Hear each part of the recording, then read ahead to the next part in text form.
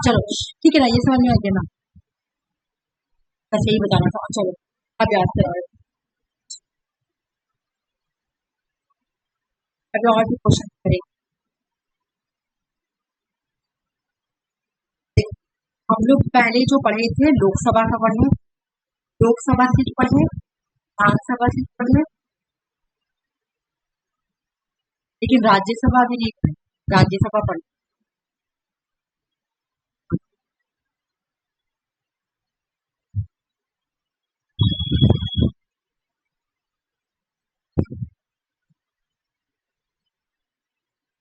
मेरी आवाज आ रही है ना? हेलो, आ रही ना?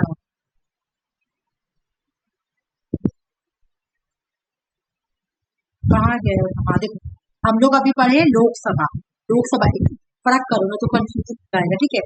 लोकसभा पढ़े, तो लोकसभा में सिर्फ हम लोग क्या पढ़े, लोकसभा का टोटल पढ़े कि लोकसभा में कितना कितना सीट था, टोटल सीट पढ़े, शेड्यूल कास्ट पढ़े, शेड्यूल ट्राइब पढ़े। ये 2 बार आया हुआ एग्जाम, मतलब अभी जून में भी आया हुआ है और 2024 का जून का भी क्वेश्चन आया है, ये 2 बार आ गया, ठीक है, यानी ये बहुत ज्यादा है, ये भी 2 बार आया हुआ है, तो ये बहुत ज्यादा इंपॉर्टेंट है, इसको तो बहुत अच्छे से याद करना।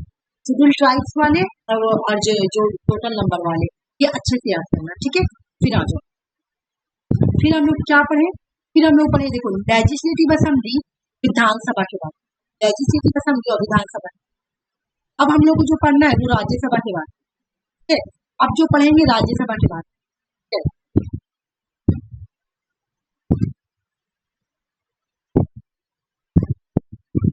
क्लियर हो गया ना? लोकसभा पढ़े, लेजिस्लेटिव असेंबली या विधानसभा के बारे में पढ़े, अगर क्वेश्चन भी कराएंगे। अब पढ़ेंगे हम लोग राज्यसभा के बारे में। हाँ आ जाओ, देखो राज्यसभा में टोटल सीट कितना होती है, 245, ठीक है, 245 टोटल सीट, ठीक है।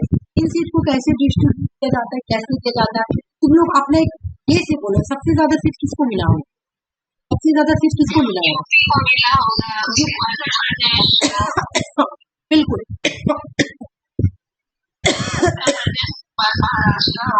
मतलब वही लोग आगे पीछे होगा, वही लोग ही होगा, वही लोग होगा, हाँ बिल्कुल, हाँ वही लोग होगा।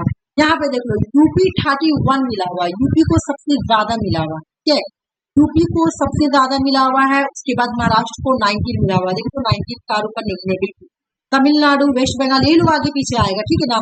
सबसे ज्यादा हर चीज में हम क्या देखें, यूपी को सबसे ज्यादा मिला हुआ, लोकसभा में यूपी को, विधानसभा में यूपी को, और अभी हम लोग राज्यसभा के बाद में पढ़ेंगे तो राज्यसभा में सबसे ज्यादा सीट मिला हुआ है, राज्यसभा का जो सबसे ज्यादा सीट मिला हुआ है यूपी को मिला हुआ है। कितना मिला हुआ तुम लोग मुझे बताओ? 31 मिला हुआ है, ठीक है, कितना मिला हुआ है? 31।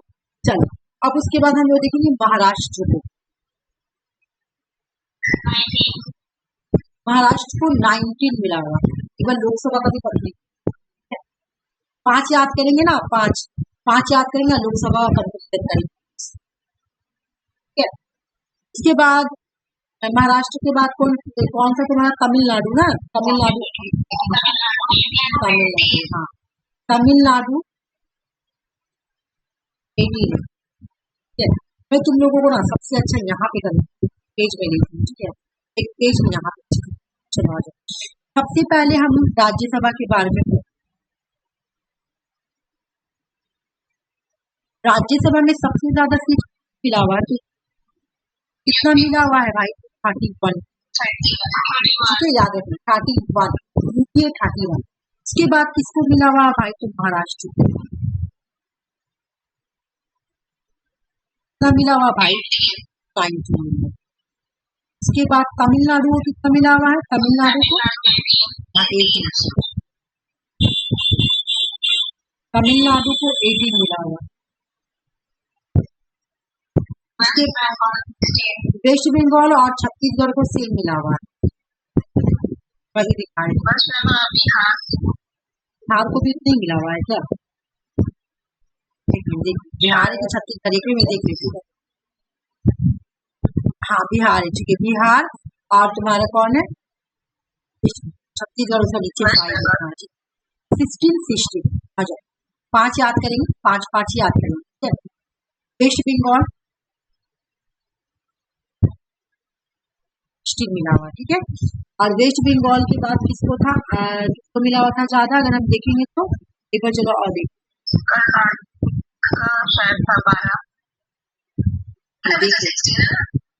नहीं वेस्ट बंगाल और बिहार, सॉरी वेस्ट बंगाल और बिहार दोनों लिखना पड़ेगा ना मुझे भी, और बिहार, वेस्ट बंगाल एंड बिहार 16 हो गया। एक और याद करेंगे, एक और याद करेंगे, एक और याद, 11 था आई थिंक, 12 नहीं था, 12 प्रेसिडेंट को दिया था ना, वो वाला हो गया। 10 11 है प्रदेश, 12 कर्नाटक, ठीक है, कर्नाटक 12 है और 12 है प्रेसिडेंट, आज देखो 12 ज्यादा नहीं, कर्नाटक 12, कर्नाटक है 12,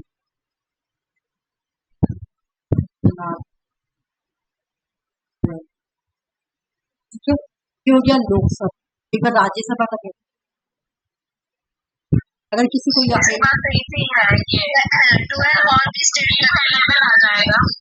क्या, हाँ 11 तो 3 आ जाएगा, हाँ हाँ आंध्र प्रदेश में, हाँ बोलो क्या बोल रहे,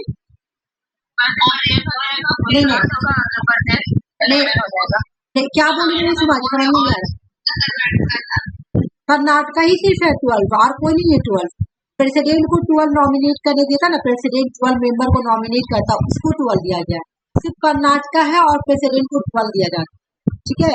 और बाकी 11 था तुम्हारा आंध्र प्रदेश, 11 था आई थिंक, गुजरात था और मध्य प्रदेश, 3 स्टेट, दिखा दी, देखो यहाँ पे जो 12 है ना, ये तुम्हारा प्रेसिडेंट नॉमिनी करेगा 12, जो 8 साइंस लिटरेचर से बिलोंग करता है, ठीक है। 11 आंध्र प्रदेश, 11 गुजरात और 11 मध्य, चलो कर लेते हैं ना, ये भी कर लेते,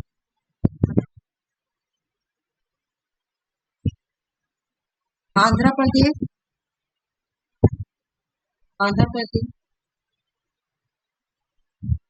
गुजरात,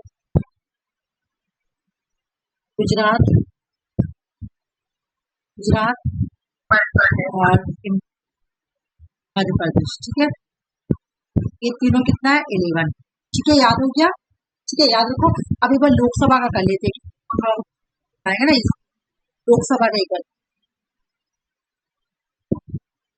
कंफ्यूजन हो जाएगा इस वजह से। लोकसभा का अगर किसी को याद हो तो जल्दी जल्दी, को कितना दिया गया लोकसभा,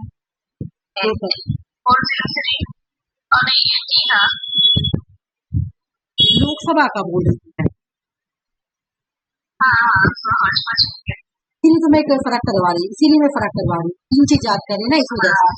लोकसभा का तुम्हारा मैं दिखा दी, लोकसभा का 8, लोकसभा का तो 8 ही है ना, नहीं इसी तो कंफ्यूजन हो रहा है, इसीलिए तुम लोगों को डिफरेंट कर रही हूँ, ठीक है, तीनों को। लोकसभा का उत्तर प्रदेश का सीट 8 था ना, नहीं लोकसभा का मैं बोल रही हूँ ना,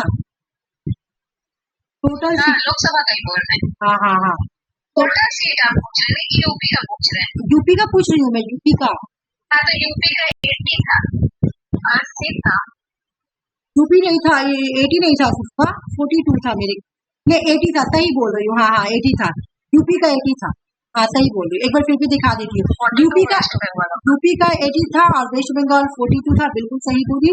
और तुम्हारा ये 39 तमिलनाडु था, हाँ 39 तमिलनाडु था, बिहार 40 था, बिहार 40 था, महाराष्ट्र का 48 था सेकंड में, सेकंड में महाराष्ट्र था और 40 बिहार था, 39 तमिलनाडु था। चलो लिख दो, तुमको याद है तो दिखाना, नहीं सही बोली, अच्छा 42 वेस्ट बंगाल, आंध्र प्रदेश का भी 42 था, वेस्ट बंगाल का 42 था। सबसे पहले यूपी का कितना था लोकसभा में, 80, उसके बाद 48 महाराष्ट्र का, एक चीज देख लो, एक नंबर में यूपी है और 2 नंबर में महाराष्ट्र, तो दोनों कॉमन है, देखो है ना, ये तुम्हारा 48 है, उसके बाद जो तुम्हारा है 40 आएगा, 42 वेस्ट बंगाल, 40 और उसके बाद आंध्र प्रदेश भी 42 है, आंध्र प्रदेश 42 नहीं है, आंध्र प्रदेश तो मेरे आई थिंक 25 था ना, ठीक है। यहाँ पे अच्छा देखो ना, अभी कंफ्यूजन में दिखा दो, देखो यूपी 80 है, महाराष्ट्र 48 है, वेस्ट बंगाल 42 है, बिहार 40, तमिलनाडु जल्दी बता दो 39 है, क्या है। इसका तो कुछ हम लोग ज्यादा ही याद किए थे मेरे ख्याल से, क्या चलो 5 ही 5 याद करो, कितने याद किए यहाँ पर 1 4 5 6 याद किए ना, तो यहाँ पर भी 6 याद किए। और क्या था बताओ अगर याद है ख्याल में, एमपी कितना था बोलो, 29, हाँ बिल्कुल एमपी 29, ठीक है। अच्छा जो देखो इधर एक चीज है, एक नंबर में बाकी चेंजिंग हो जा रहा है, ठीक है। वेस्ट बंगाल है तो यहाँ तमिलनाडु, यहाँ से फिर क्रॉस हो गया, वेस्ट बंगाल यहाँ ऊपर चल गया, तमिलनाडु नीचे आ गया, यहाँ पे कर्नाटका भी था ना इसके बाद वाला, इसके बाद में कर्नाटका था, कर्नाटका कितना 28 है, हाँ सही है, कर्नाटका 28 था। चलो ठीक है, इतना दूर तक का ठीक है ना, कर्नाटका तक ठीक है। और भी करना 25 वाला कर लेते, 25 वाला कौन कौन था 25 में, 25 3 स्टेट में था मेरे ख्याल, हाँ चलो बताओ कौन कौन स्टेट, 25 से तो आंध्र प्रदेश बोलो, आंध्र प्रदेश और 26 पहले लिखेंगे, उसके बाद तो 25 होगा ना, 26 था तो गुजरात, हाँ सही बोली बात। और एपी यानी आंध्र प्रदेश, और एक था तुम्हारा एपी के बाद था तुम्हारा, हाँ राजस्थान, बिल्कुल राजस्थान भी 25 था, राजस्थान। और बोलो और भी कोई था, राजस्थान था और क्या था, दो ही था ना, नहीं दो ही था, ठीक है। तो ये दोनों में 25, ये जो तुम्हारा है ना लोकसभा का है, ठीक है, ये है लोकसभा का सीट, याद कर लेना इसमें। अब हम पढ़ेंगे लेजिस्लेटिव,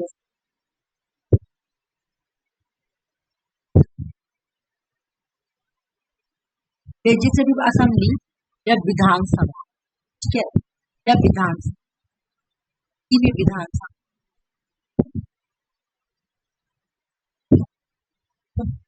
चलो बोलो सबसे ज्यादा क्या आएगा, 400,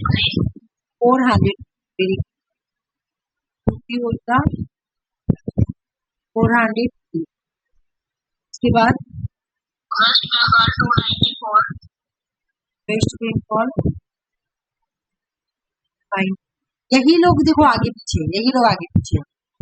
उसके बाद बोलो महाराष्ट्र 28, बिल्कुल महाराष्ट्र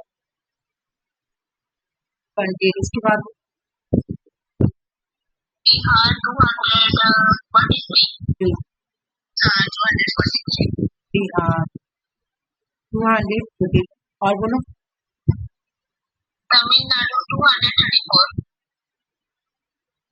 हाँ ये वैसे आता है,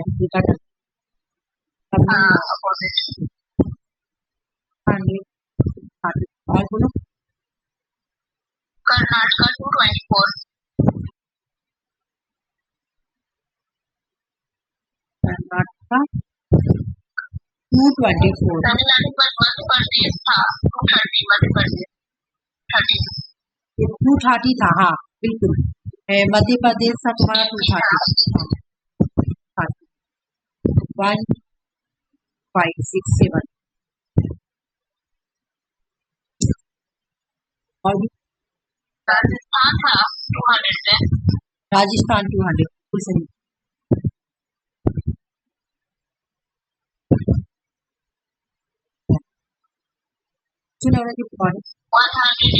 गुजरात था, गुजरात कितना था बोलो, 182, गुजरात था 182, हाँ बिल्कुल सही, गुजरात यही, इतना ठीक। देख लो ये सारा तुम्हारा क्या है कि क्या है, लोकसभा, राज्यसभा और विधानसभा, ठीक है। एक बार देख लो इस तरह से क्वेश्चन सॉल्व करना चाहिए, एक बार क्वेश्चन आगे सॉल्व करो फिर आगे चलो।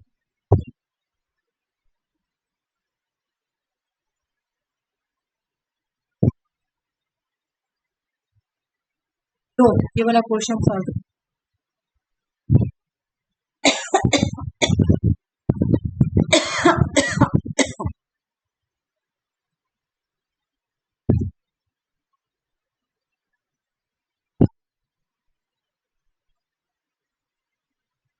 Option number 1।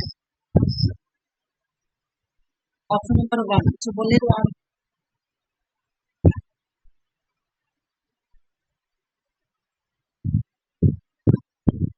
ऑप्शन 1 सबसे ज्यादा किसको दिया गया था?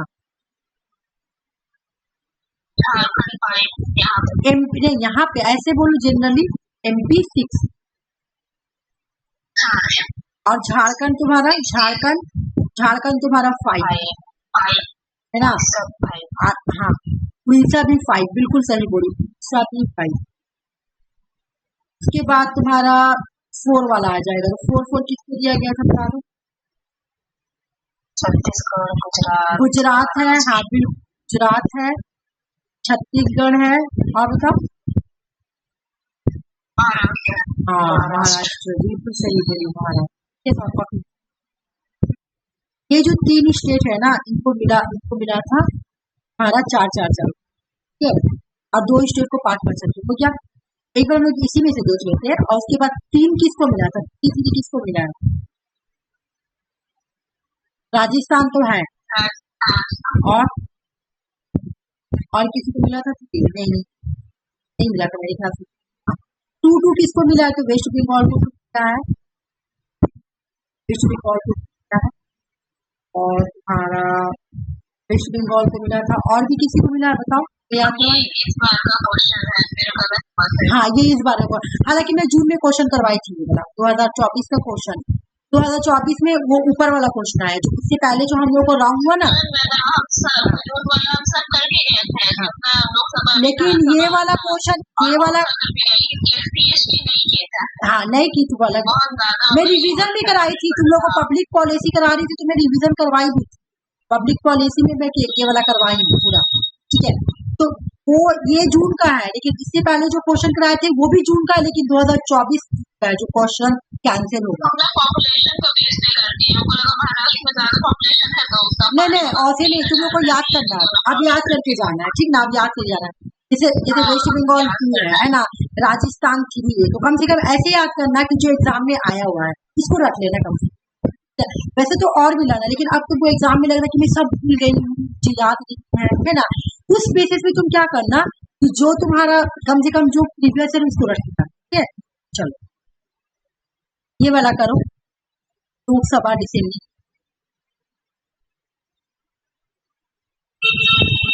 और ये तुम्हारा री एग्जाम वाला क्वेश्चन, री एग्जाम ऑप्शन के लिए सबसे ज्यादा कौन हो जाएगा बताओ? महाराष्ट्र, वेस्ट बंगाल, बिल्कुल सही। चलो ये कंप्लीट हो गया तुमको, ठीक है, ये कंप्लीट, ओके, ये कंप्लीट हो गया। हाँ ये तो ये वाला क्वेश्चन जितना आया था प्रीवियस ईयर ऑलमोस्ट सारा कंप्लीट हो गया, ठीक है, और ये टॉपिक भी कंप्लीट हुआ। चलो टॉपिक स्टार्ट, ये वाला कंप्लीट, जितना तुम लोग को सीट याद करना था वो याद कर लिया। मैं कौन सीट याद कराई हूँ? लोकसभा, मैं बता देती हूँ, लोकसभा का याद करवाई हूँ, लोकसभा का total seat, schedule caste, schedule tribe, ठीक है, राज्यसभा सीट ना, राज्यसभा सीट, और उसके बाद लेजिस्लेटिव असेंबली वाला या विधानसभा वाला, ये सीट याद कराई। चलो आ जाओ, ये वाला पढ़ेंगे, ठीक है, कहाँ पे कौन सा पार्टी है वो पढ़ेंगे, एग्जाम में यहाँ से भी क्वेश्चन आ रहे हैं, सब कॉम्पिटेटिव पॉलिटिक्स में, ठीक है ना। इसको तुम 2 जगह पढ़, ये वाला तो कॉम्पिटेटिव में ही पढ़ते हैं, बाकी जो ये वाला जो ऊपर पढ़े ना, इसको पता है कहाँ पढ़ जाता है? पब्लिक पॉलिसी में भी तुम पढ़ सकती हो, इसको यूनिट 8 में भी पढ़ सकते हो, और कंपेरेटिव में मैं तुम लोग को इसलिए पढ़ा रही थी कि मैं कंपेरेटिवली स्टडी करा रही थी, कंपेरेटिव में कवर कर। चलो आ जाओ, बोल रहा कि 2 पार्टी किसको बोलते हैं? पार्टी 2 पार्टी इसको बोलते हैं जब फिर 2 डोमिनेंट पार्टी ही होता है, 2 डोमिनेंट पार्टी रहेगा वही पावर को शेयर करता है, ठीक है। 2 पार्टी इसको बोलते हैं जहाँ पे सिर्फ 2 पार्टी है, ठीक है।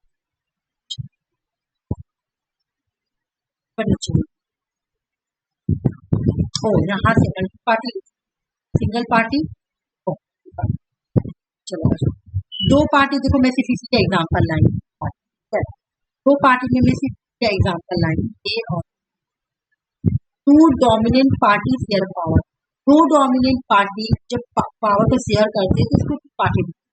हम लोग का जो एग्जाम में सबसे टू पार्टी बहुत है, तो जो इन लोग के एग्जाम में नहीं आया था हम उसको नहीं याद करेंगे, क्योंकि बटन इंडिया का जिस एक होता है ना बहुत ज्यादा हाईलाइट करके उससे ज्यादा क्वेश्चन आएगा। इसे यूएस के बारे में हम लोग हमेशा सोचते हैं इंडिया का नेशन का अच्छा दिन। यूएस में टू पार्टी सिस्टम है, टू डोमिनेंट पार्टी, दो ही डोमिनेंट पार्टी, और छोटा छोटा पार्टी होता है लेकिन डोमिनेंट पार्टी सिर्फ दो ही है, याद रखना। छोटा छोटा पार्टी होता है बट टू डोमिनेंट पार्टी होता है, जिसको हम लोग दो पार्टी सिस्टम, ठीक है?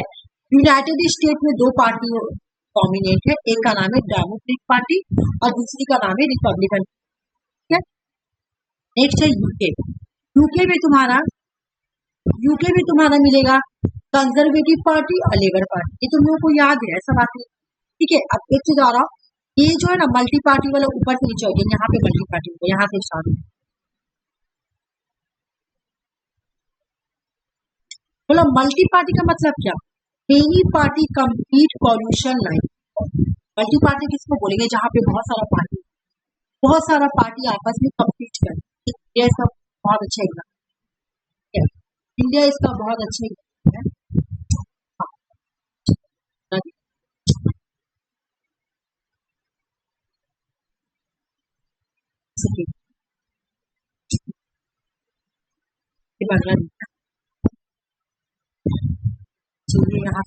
मल्टी पार्टी किसको बोलेंगे? यहाँ पे समझ में आ गई ना, दो पार्टी किसको बोलेंगे?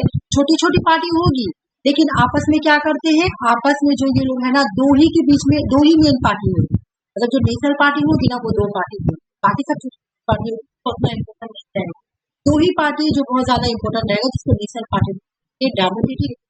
इसी तरह यूके में भी दो पार्टी है, तुम्हारा कंजर्वेटिव पार्टी और लेबर पार्टी। इसके बाद आ गया तुम्हारा multi party system.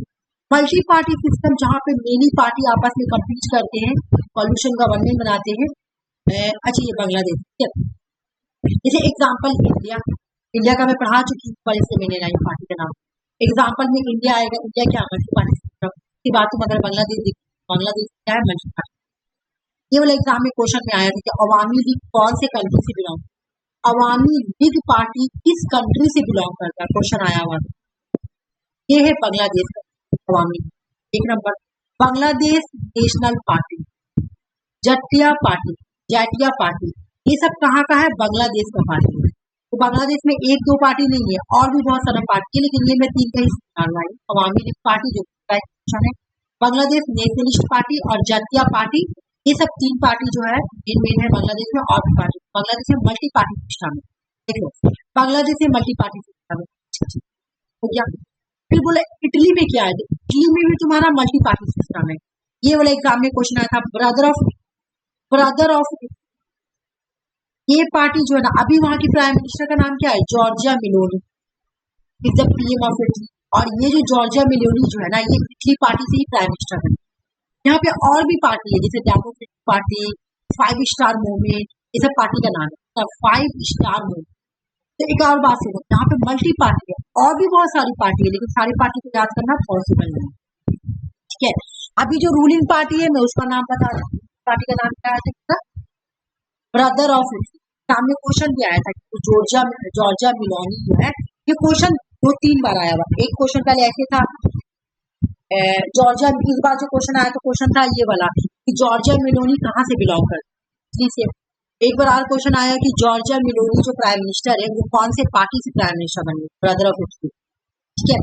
Democratic party, 5 star movement, ये 3 बड़ी बड़ी पार्टी और है इटली में, और भी बहुत सारी पार्टी, तो मल्टी पार्टी सिस्टम है वहाँ पे, तो सबका पढ़ना पॉसिबल नहीं भाई, है ना? इसी में इम्पोर्टेंट उठा के लाएंगे।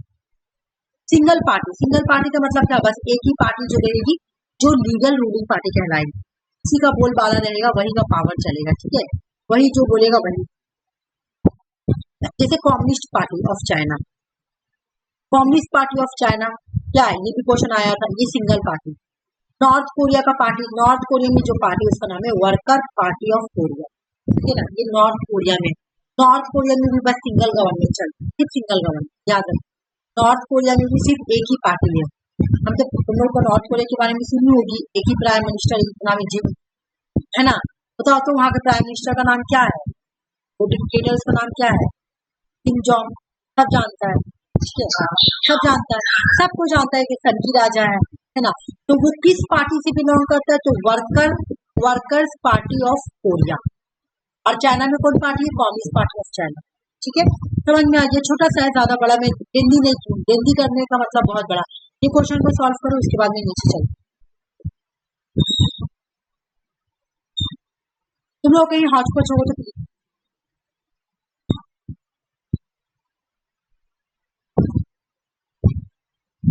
कांग्रेस सिस्टम कौन बोला, ये तो फौरन आंसर बोलना चाहिए, बोलो सबको, हाँ बहुत इजी क्वेश्चन है। Congress system as one dominant party, और ये मैं पता कहाँ से उठा के लाई हूँ, ये तुम्हारा ये आया है, क्या नाम है, सिंह से क्वेश्चन उठा, सिंह आता है।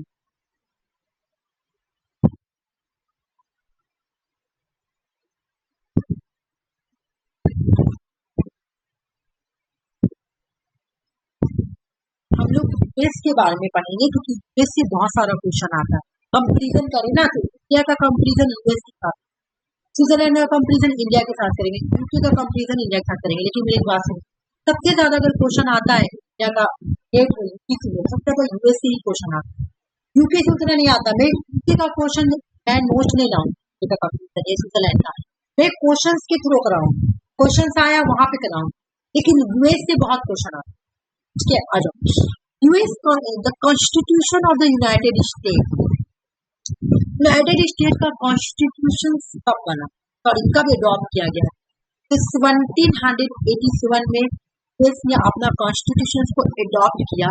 लेकिन ये इनफोर्स में कब आया, इनफोर्स में इफेक्टिव कब आया, काम कब करने लगा, 4 मार्च 2089, देख लो भाई, 4 मार्च 2089 को ये क्या करने लगा, इफेक्ट में आ गया, ठीक है ना, इफेक्ट में आया, याद रखना। एडॉप्ट कब किया गया, 1787, इफेक्ट में कब आया, 2089। यूएस का कॉन्स्टिट्यूशन का नेचर क्या है, ये रिटेन, ये कॉडिफाई है, ये रिजिड, याद करो ये एग्जाम में आता है। यूएस का कॉन्स्टिट्यूशन रिटेन है, कॉडिफाई है और रिजिड कॉन्स्टिट्यूशन। मैं कॉडिफाई का मतलब जब मैं टीचर वाला क्लास करा रही तो मैं इसका मतलब समझाई थी इस बात को कि कॉडिफाई किसको बोलते हैं, जब एक कॉन्स्टिट्यूशन डॉक्यूमेंट्स में प्रिपेयर किया जाए, डॉक्यूमेंट्स बनाया जाए। जैसे इंडिया का कॉन्स्टिट्यूशन पूरा डॉक्यूमेंट्स में बना है, ठीक है, बिल्कुल इसका एक बुक है, बुक टाइप का बनाया गया। इसी तरह यूएस का भी कॉन्स्टिट्यूशन पूरा बनाया गया है, ठीक है, लिखा गया है, रिटेन फॉर्म में है, कॉडिफाई है, पूरा डॉक्यूमेंट्स के तौर पर, इसलिए इसको कॉडिफाई बोलते हैं। इंडिया का भी कॉन्स्टिट्यूशन कॉडिफाई है, लेकिन जब यूके का तुम कॉन्स्टिट्यूशन देखोगे तो अनकॉडिफाई है। अगर हम यहाँ पे कंपेरिजन करेंगे यूएसए और इंडिया, तो मेरा कंपेरिजन पता है क्या होगा, मेरा कंपेरिजन होगा कि यूके में जो कॉन्स्टिट्यूशन होता है, यूके में जो कॉन्स्टिट्यूशन वो होता है अनकॉडिफाइड, अनकॉडिफाइड। यूएस में जो होता है वो कॉडिफाइड है। अच्छा से समझना, और इंडिया में जो होता है वो कॉडिफाइड होता है, ठीक है ना, बिल्कुल यूएस के जैसे, ठीक है। रिटेन कॉन्स्टिट्यूशन कहाँ होगा, रिटेन कॉन्स्टिट्यूशन यहाँ पे होगा, और रिटेन कॉन्स्टिट्यूशन यहाँ पे होगा, और अनरिटेन कहाँ पे होगा, अनरिटेन यहाँ पे, अनरिटेन यहाँ पे, ठीक है। रिजिड कॉन्स्टिट्यूशन कहाँ पे होगा, रिजिड कॉन्स्टिट्यूशन अगर हम देखेंगे तो रिजिड कहाँ होगा, रिजिड यूएस में, है ना। फ्लेक्सिबल कहाँ पे होगा कॉन्स्टिट्यूशन, यहाँ पे। इंडिया में दोनों आएगा, रिजिड भी आएगा और फ्लेक्सिबल भी आएगा। बताओ ये वाला कंपेरिजन समझ में आया, यूके में ये वाला अच्छा मेरा क्यों नहीं दिख रहा, मेरा क्यों नहीं दिख रहा तुम लोगों को, आवाज आ रहा तुम लोगों को, बोलो तो पहले, ठीक है ना, आवाज आ रहा ना, तो ये बात याद रखना कि यूके में अनकॉडिफाइड, यूएस में कॉडिफाइड, इंडिया में भी कॉडिफाइड है। यूके में कॉन्स्टिट्यूशन अनरिटेन है, यूएस में रिटेन है और इंडिया में रिटेन है, ठीक है।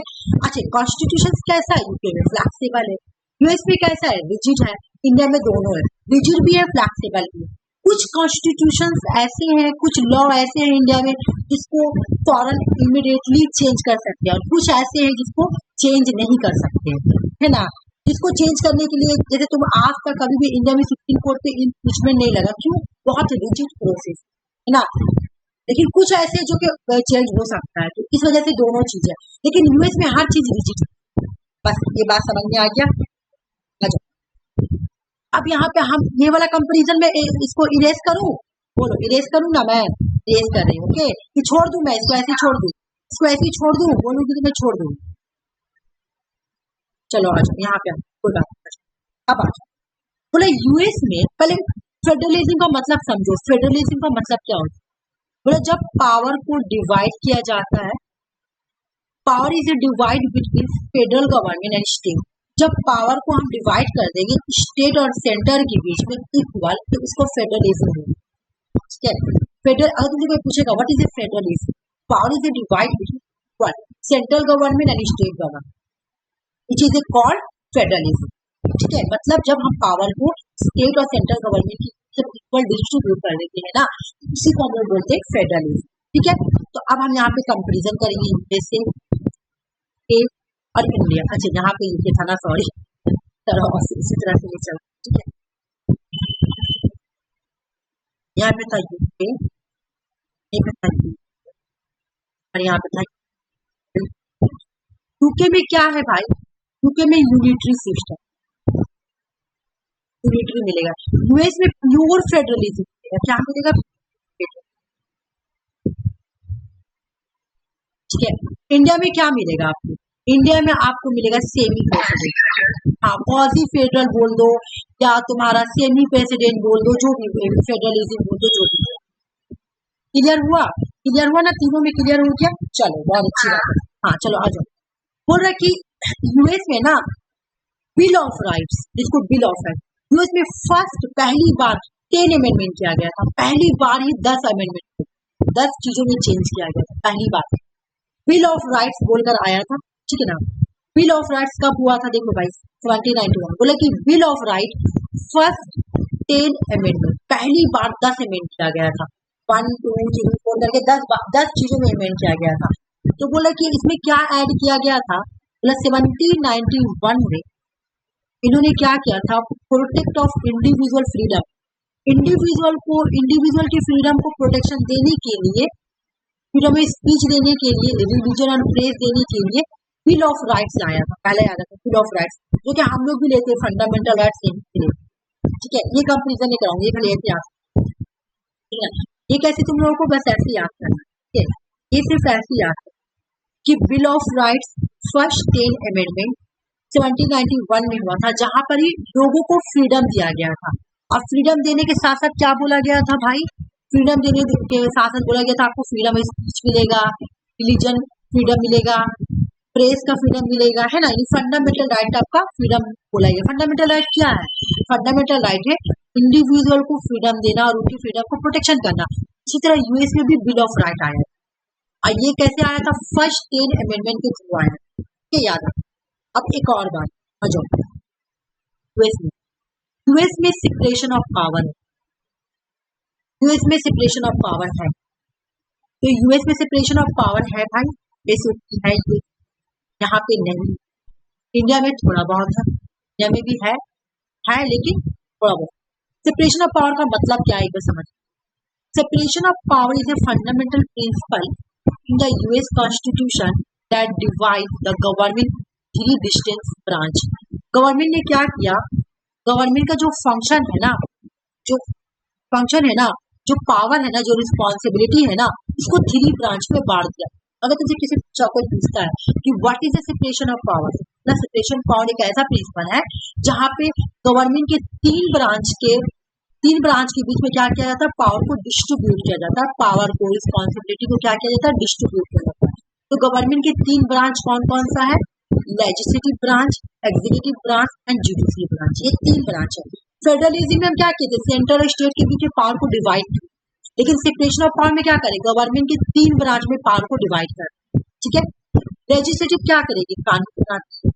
एग्जीक्यूटिव क्या करती है, इन्फोर्स करती है, इम्प्लीमेंट करती है। जुडिशरी क्या करती है, इसको इंटरप्रेट करती है, रिव्यू करती है, ये सब काम करती है। इसका मतलब होता है सेपरेशन ऑफ पावर, ठीक ना।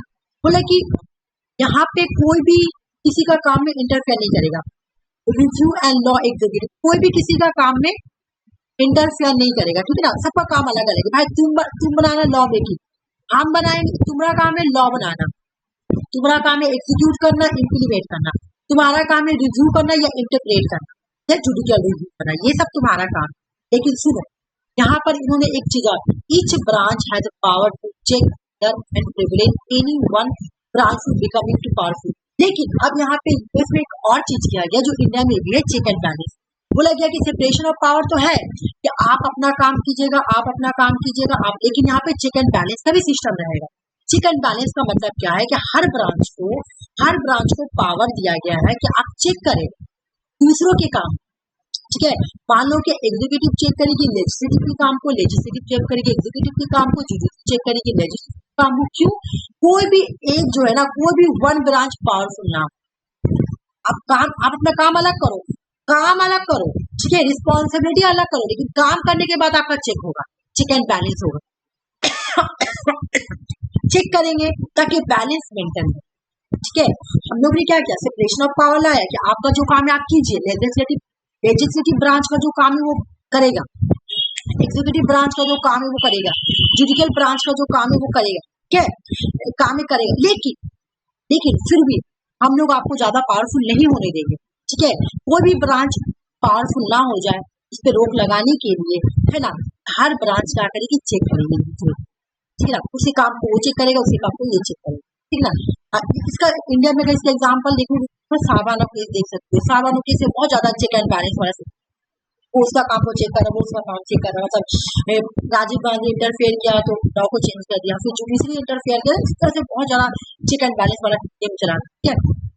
तो उस तरह से इंडिया का मैं एग्जाम्पल दे, लेकिन ये तो यूएस में मेन आया था चेक एंड बैलेंस, ठीक है, याद रखो, ठीक है, हो गया। तो बोला भाई ये जो सेपरेशन ऑफ पावर आया था, तो इसको दिया था किसने, इसको एक पर्सन था, ठीक है, जिसका नाम था मॉन्टेस्क्यू। इन्होंने एक बुक लिखा था द स्पिरिट ऑफ लॉ। इस बुक में ही इन्होंने बोला था कि गवर्नमेंट को चाहिए 3 ब्रांच के बीच में पावर को बांट दिया जाए। अगर पावर को 3 ब्रांच के बीच में बांट देंगे ना, तो कोई भी ट्रेनी नहीं बनेगा। मतलब अगर मैं लेजिस्लेटिव को ही 100% पावर दे दूं, तो हो सके ये ट्रेनी बन जाए, डिक्टेटर बन जाए। हम लोग क्या करेंगे, पावर को बांट दें। मॉन्टेस्क्यू ने बोला था सेपरेशन ऑफ पावर का। और जब मॉन्टेस्क्यू ने ये वाला आइडिया दिया ना सेपरेशन ऑफ पावर के बारे में, तो यूएस को बहुत अच्छा लगा, और यूएस ने क्या किया, सेपरेशन ऑफ पावर को ले लिया, और उन्होंने अपने कंट्री में क्या किया, अप्लाई किया सेपरेशन ऑफ पावर। लेकिन सेपरेशन ऑफ पावर लाने के बाद चेक एंड बैलेंस, एक दूसरे के काम को चेक किया जाएगा ताकि बैलेंस बना हुआ रहे, कि ऐसे कोई भी ज्यादा पावरफुल ना हो, ठीक है। ये समझ में आया स्टोरी, बताओ पहले, ये समझ में आया check and balance separation of power का मतलब, तब मैं आगे बढ़ूंगी, ठीक है। सबको, तीनों आदमी को समझ में आया, ठीक है। आगे तो कहा, ठीक है, मैं आती हूँ, आ जाओ।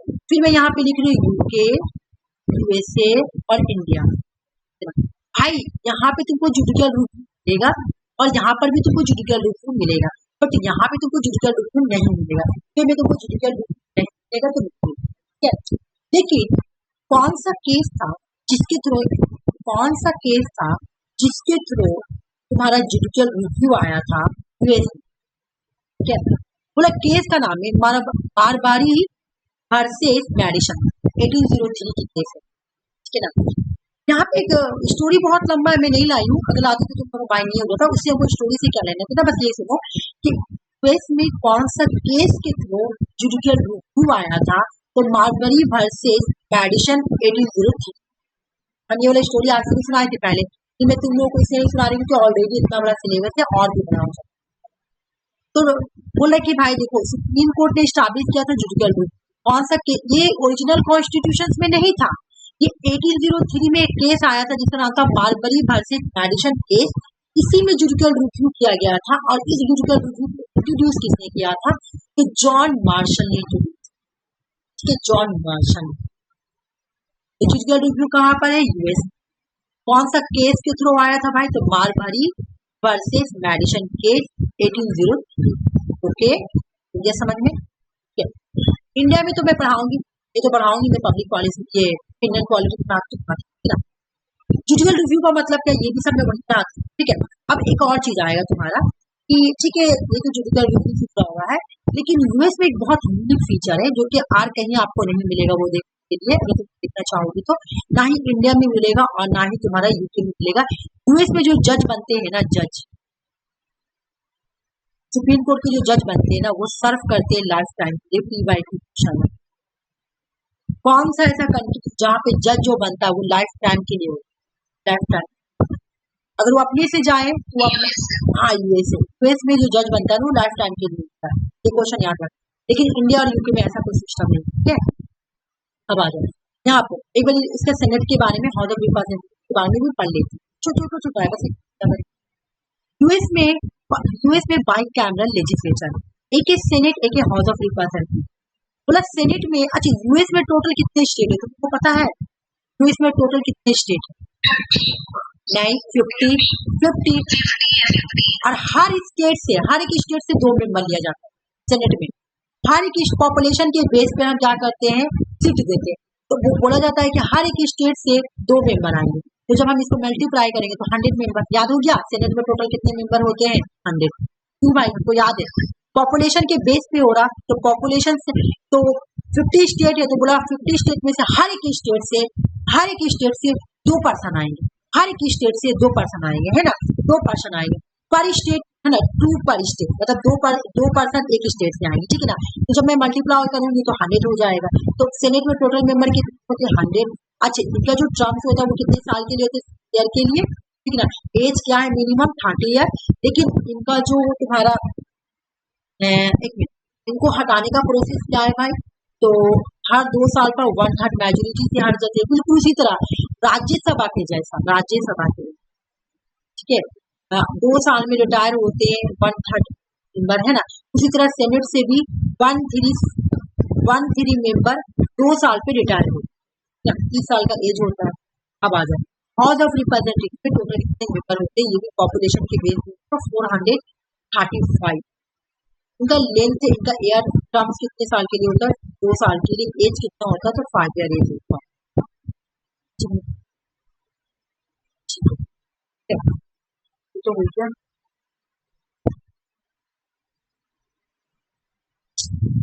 बाकी सेम है, ठीक है। फिर से लिए बना ये हाउस ऑफ रिप्रेजेंटेटिव और तुम्हारा सीनेट समझ में आया? मुझे बताओ सीनेट में कितने मेंबर होते हैं और हाउस ऑफ रिप्रेजेंटेटिव में कितने होते हैं? बस इतना याद रखना, ठीक है ना। एज क्या है? इसका एज क्या है? 30 और इसका एज क्या है? 25। ऐसे याद रखना, हाँ ठीक। अब हम प्रेसिडेंट के बारे में पढ़ेंगे। यूएस का प्रेसिडेंट, यूएस के प्रेसिडेंट जो है ना, इनका जो टर्म होता है ना, टर्म फिक्स का। मैं क्या बोली, इंडिया में प्रेसिडेंट, इंडिया में प्राइम मिनिस्टर, इंडिया में पीएम का जो, इंडिया में हेड ऑफ द स्टेट कौन होता है? हेड ऑफ द गवर्नमेंट कौन होता है? पीएम होता है। और यूएस में तुम देखोगे तो हेड ऑफ द स्टेट कौन होता है? या हेड ऑफ द गवर्नमेंट कौन होता है? प्रेसिडेंट। अभी ना राखी सावंत का मैं राखी सावंत का रील्स देख रही थी, तो अभी नहीं, मतलब कुछ दिन पहले मैं देखी, तो राखी सावंत बोल रही ना कि यूएस का प्राइम मिनिस्टर जो है ना, डोनाल्ड ट्रम्प, वो मेरा ये फादर है। तो मुझे वो हंसी नहीं आया कि वो ये बात बोली, मुझे ये समझ में आया कि उसको ये भी नहीं पता है कि वहाँ प्राइम मिनिस्टर नहीं चलता, वहाँ पे प्रेसिडेंट चलता। और इंग्लिश तो ऐसा बोल रही थी, तो लग रहा है इंग्लिश बोल रही है, हाँ वो तो हंसी आता, लेकिन प्राइम मिनिस्टर बोले। एक बार आलिया भट्ट का देख रहे थे कपिल शो में, तो आलिया भट्ट से पूछा ना कि फर्स्ट प्राइम मिनिस्टर, उसमें बुक लिखी है, बोली first prime minister of India, Rana Pratap. सोच लो तुम कितना, मतलब क्या स्कूल में भी नहीं पढ़ी थी। हाँ तुम निकाल के देखना ना कपिल शो, पूछती है।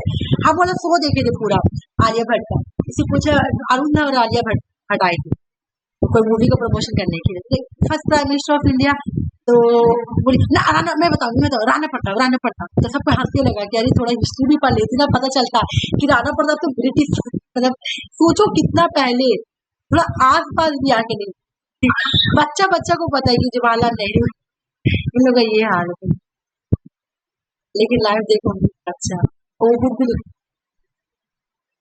मतलब वही स्टोरी वगैरह टाइप का क्या लिखती हो गई है।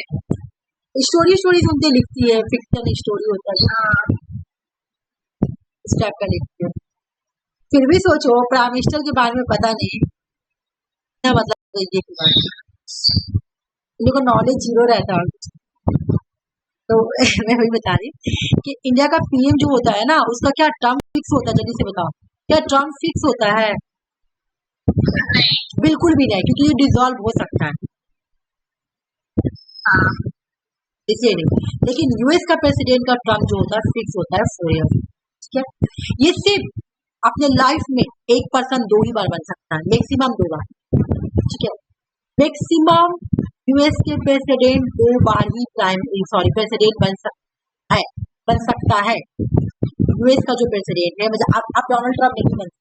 हाँ, डोनाल्ड ट्रम्प की पार्टी से कोई और बन सकता है, वो तो इतना बेइज्जत कराए तो अपना आपको प्राइम मिनिस्टर अपना को इतना बेइज्जत नहीं कराता जितना वो कराया। उससे बोले कि हमको नोबेल प्राइज दो, उससे अपना सॉन्ग आया नरेंद्र मोदी का, तुमने सॉन्ग सुनी हो मोदी मोदी मोदी, उसमें तुम लोग लाइक देखी हो, लाइक से ज्यादा डिसलाइक है, लाइक से ज्यादा डिसलाइक है, और कमेंट पढ़े मतलब कोई इंसान कैसे इतना ऑब्सेस हो सकता है, प्राइम मिनिस्टर को अटेंशन का जरूरत नहीं होता है। और ना मतलब हम लोग को समझ में नहीं आता, हम लोग को प्राइम मिनिस्टर और यूएस के प्रेसिडेंट से कंपेरिजन करें तो थोड़ा बहुत मिलता जुलता लगता है, क्योंकि वो भी इतना ऑब्सेस है कि हमको मतलब कोई प्राइम मिनिस्टर ये नहीं बोलेगा, कोई प्रेसिडेंट ये नहीं बोलेगा प्लीज हमको नोबेल प्राइज दो, ठीक है, और नोबेल प्राइज इसको मिला नहीं, ठीक है। अच्छा, हम लोग का मुल्क का प्राइम मिनिस्टर अपने ऊपर ही गाना बनाते, वो भी वो गाना में सबसे ज्यादा इंसल्टिंग बात ये है कि वो गाना तुम लोग जाके देखोगे तो लाइक से ज्यादा डिसलाइक, और आदमी लोग कमेंट वगैरह भी बहुत सारे किया हुआ है। कोई कैसे अपना प्राइम मिनिस्टर होने का मतलब क्या कि प्रेस्मेटिक मतलब क्या कि लोग तो तुमको खुद से पसंद करेंगे, गाना बनाने का जरूरत ही क्या है, कोई एटीट्यूड नहीं। तो यहाँ पे वही बोला कि आप डोनाल्ड ट्रम्प प्रेसिडेंट नहीं बन सकते, क्योंकि डोनाल्ड ट्रम्प 2 बार प्रेसिडेंट बन चुका है। यूएस में सिर्फ 2 टर्म ही प्रेसिडेंट बन सकते, बराक ओबामा 2 बार बन गए, अब वो नहीं बन सकते। तो चाहेंगे कि मैं मुझे तीसरा बार प्रेसिडेंट बनना, तो नहीं बन सकते। एक इंसान सिर्फ 8 साल तक प्रेसिडेंट रह सकता, तब 2 बार 4 ईयर करके 2 बार। मतलब क्या री इलेक्शन हो सकता है? हाँ हो सकता है, बस सिर्फ 2 बार। A president can be elected to office the maximum 2 times, बस 2 टाइम ही प्रेसिडेंट बन सकते हैं, उसके बाद नहीं। लेकिन इंडिया का प्रेसिडेंट या इंडिया का prime minister multiple time president भी बन सकते हैं, मल्टीपल टाइम प्राइम मिनिस्टर भी बन सकते हैं। लेकिन यूएस में ऐसा नहीं, ये इंडिया से फर्क है, ठीक है, ये इंडिया से ये लोग सिर्फ 2 बार ही बने। ऐसा क्यों हुआ? बोला कि 22nd अमेंडमेंट 1951 एक्ट आया, बोला इस एक्ट के according no person shall be elected to the office of the president more than 2 बार। 2 बार से भी एक पर्सन 2 बार से ज्यादा प्रेसिडेंट नहीं बन सकता है। 22nd अमेंडमेंट में बोला गया 1951 में। क्यों बोला गया कि फ्रैंकलिन डी रूजवेल्ट वो 4 टाइम प्रेसिडेंट बनेगी। PYQ क्वेश्चन है, एग्जाम में क्वेश्चन आया था, इनमें से कौन सा प्रेसिडेंट है जो मल्टीपल टाइम प्रेसिडेंट बने हैं यूएस के? तो फ्रैंकलिन डी रूजवेल्ट जो है वो 4 बार 4 टाइम्स यूएस के प्रेसिडेंट बने हैं, 12 ईयर से भी ज्यादा, सर्व ओवर 12 ईयर, 12 साल से भी ज्यादा वो प्रेसिडेंट बनकर रहे। समझ में आ रहा ना? ये क्वेश्चन आया हुआ है कि इनमें से कौन सा प्रेसिडेंट जो यूएस के हैं जो सबसे ज्यादा बार प्रेसिडेंट रह चुके हैं। देख लो भाई, बाकी सब तो 2 ही बार बन सकते, 2 बार से ज्यादा नहीं बन सकते, एक पर्सन 2 बार, ठीक है। तुम देखी होगी बराक ओबामा 2 बार बने, ठीक है, बैक टू बैक 2 बार बने, लेकिन बराक ओबामा के बनने के बाद तुम्हारा उनकी वाइफ को उतना वोट नहीं मिला, तो वो जीती भी नहीं, ठीक है, उनकी वाइफ जीती भी नहीं, क्योंकि लोग बराक ओबामा को चाह रहे थे, लेकिन बराक ओबामा चाहकर भी वो नहीं बन सकते, क्योंकि ये चेंज किया गया 22nd अमेंडमेंट एक्ट 1951 के एक पर्सन से 2 बार प्रेसिडेंट बन सकता है। क्यों? कि फ्रैंकलिन रूजवेल्ट जो थे वो 4 बार प्रेसिडेंट बन चुके हैं, इस वजह से। समझ आ गया? मैं सिर्फ कम टू द पॉइंट लाई हूँ, ठीक है, मैं सिर्फ come to the point. Power of the US president, इस प्रेसिडेंट का पावर क्या है? लेजिस्लेटिव पावर भी है, एग्जीक्यूटिव पावर, लेकिन मैं सिर्फ तुम लोग को एग्जीक्यूटिव पावर पढ़ा, एग्जीक्यूटिव पावर क्या है भाई, जो फेडरल लॉ होते हैं उनके कर लो, एडमिनिस्ट्रेटिव से रिलेटेड कोई भी काम होता है वो प्रेसिडेंट को दिया जाता है। मोस्ट इंपोर्टेंट चीज हमको ये याद करना है, सुप्रीम कोर्ट के चीफ जस्टिस को अपॉइंट करता है जो प्रेसिडेंट है, ठीक है। यूएस के सुप्रीम कोर्ट के जो चीफ जस्टिस होते हैं उसको अपॉइंट कौन करता है, या जज को कौन अपॉइंट करता है, तो वो है यूएस के प्रेसिडेंट। लेकिन क्या वो ऐसे रैंडमली अपॉइंट कर दिए होंगे, नहीं, उनको सेनेट से जाके एडवाइस लेना पड़ता है और कंसेंट लेना पड़ता है, तभी जाकर वो अपॉइंट करते हैं। सामने क्वेश्चन आता है, यूएस के प्रेसिडेंट, यूएस के सुप्रीम कोर्ट के जज को कौन अपॉइंट करता है, प्रेसिडेंट। लेकिन क्या वो ऐसे रैंडमली अपॉइंट करेंगे, नहीं, उनको अपॉइंट करने के बाद सेनेट का एडवाइस चाहिए या कंसेंट चाहिए, की मंजूरी भी चाहिए, उनकी एडवाइस भी चाहिए, ठीक है। और जब ये जज को अपॉइंट कर लेते हैं ना, तो वो लाइफ टाइम के लिए होता है, जब तक कि वो खुद से रिजाइन ना। तो देखी होगी यूएस का जो जज होता है ना, अगर तुम कोर्ट का वहाँ का जज को देखी होगी, एकदम बूढ़ा बूढ़ा बहुत ही एजेड है, क्योंकि वो लोगों को रिटायरमेंट तो होता है, खुद से रिटायर ले ले, या मुझे ये इम्पीचमेंट लग गया तो इस तरह से हो सकता है। लेकिन जैसे इंडिया में क्या है कि नहीं, सुप्रीम कोर्ट का जज 65 ईयर तक ही बैठ सकता है और 62 ईयर तक का हाई कोर्ट का जज बैठ सकता है, ऐसा बोला गया है ना। लेकिन यहाँ पे ऐसा नहीं है, या तो इम्पीचमेंट लगेगा या तो रिटायर खुद से लो, खुद से रिजाइन दो, तब तुम अपना जज का पोस्ट हो जाते, जिंदगी भर तक रहो, जब तक तुम्हारा जितना हो तब तक जज की पोस्ट पे रह सकते, ये बोला गया है यूएस के। तुम लोगों को कहीं पर भी ऐसा मतलब कोई भी ऐसा प्रॉब्लम आ रहा जहाँ पे याद नहीं हो पा रहा, कुछ ऐसा लग रहा तो मुझे बताओ, मैं एक बार रिविजन कर, ठीक है, क्योंकि ये कंप्लीट मैं सिर्फ थोड़ा सा ला रही हूँ, कंप्लीट का कोई ज्यादा बर्डन करने के लिए नहीं ला रही। तो किसी को भी नहीं समझ में आया तो मुझे बोलो, यूएस के प्रेसिडेंट को अपॉइंट कौन करता है, मुझे बताओ,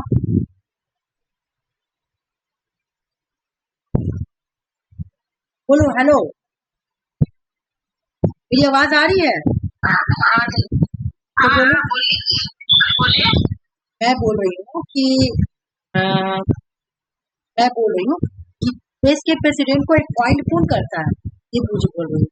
यूएस के प्रेसिडेंट को, सॉरी, सुप्रीम कोर्ट के जज को अपॉइंट, यूएस के सुप्रीम कोर्ट के जज को अपॉइंट कौन करता है, प्रेसिडेंट करता है। लेकिन किससे कंसल्ट किससे करता है,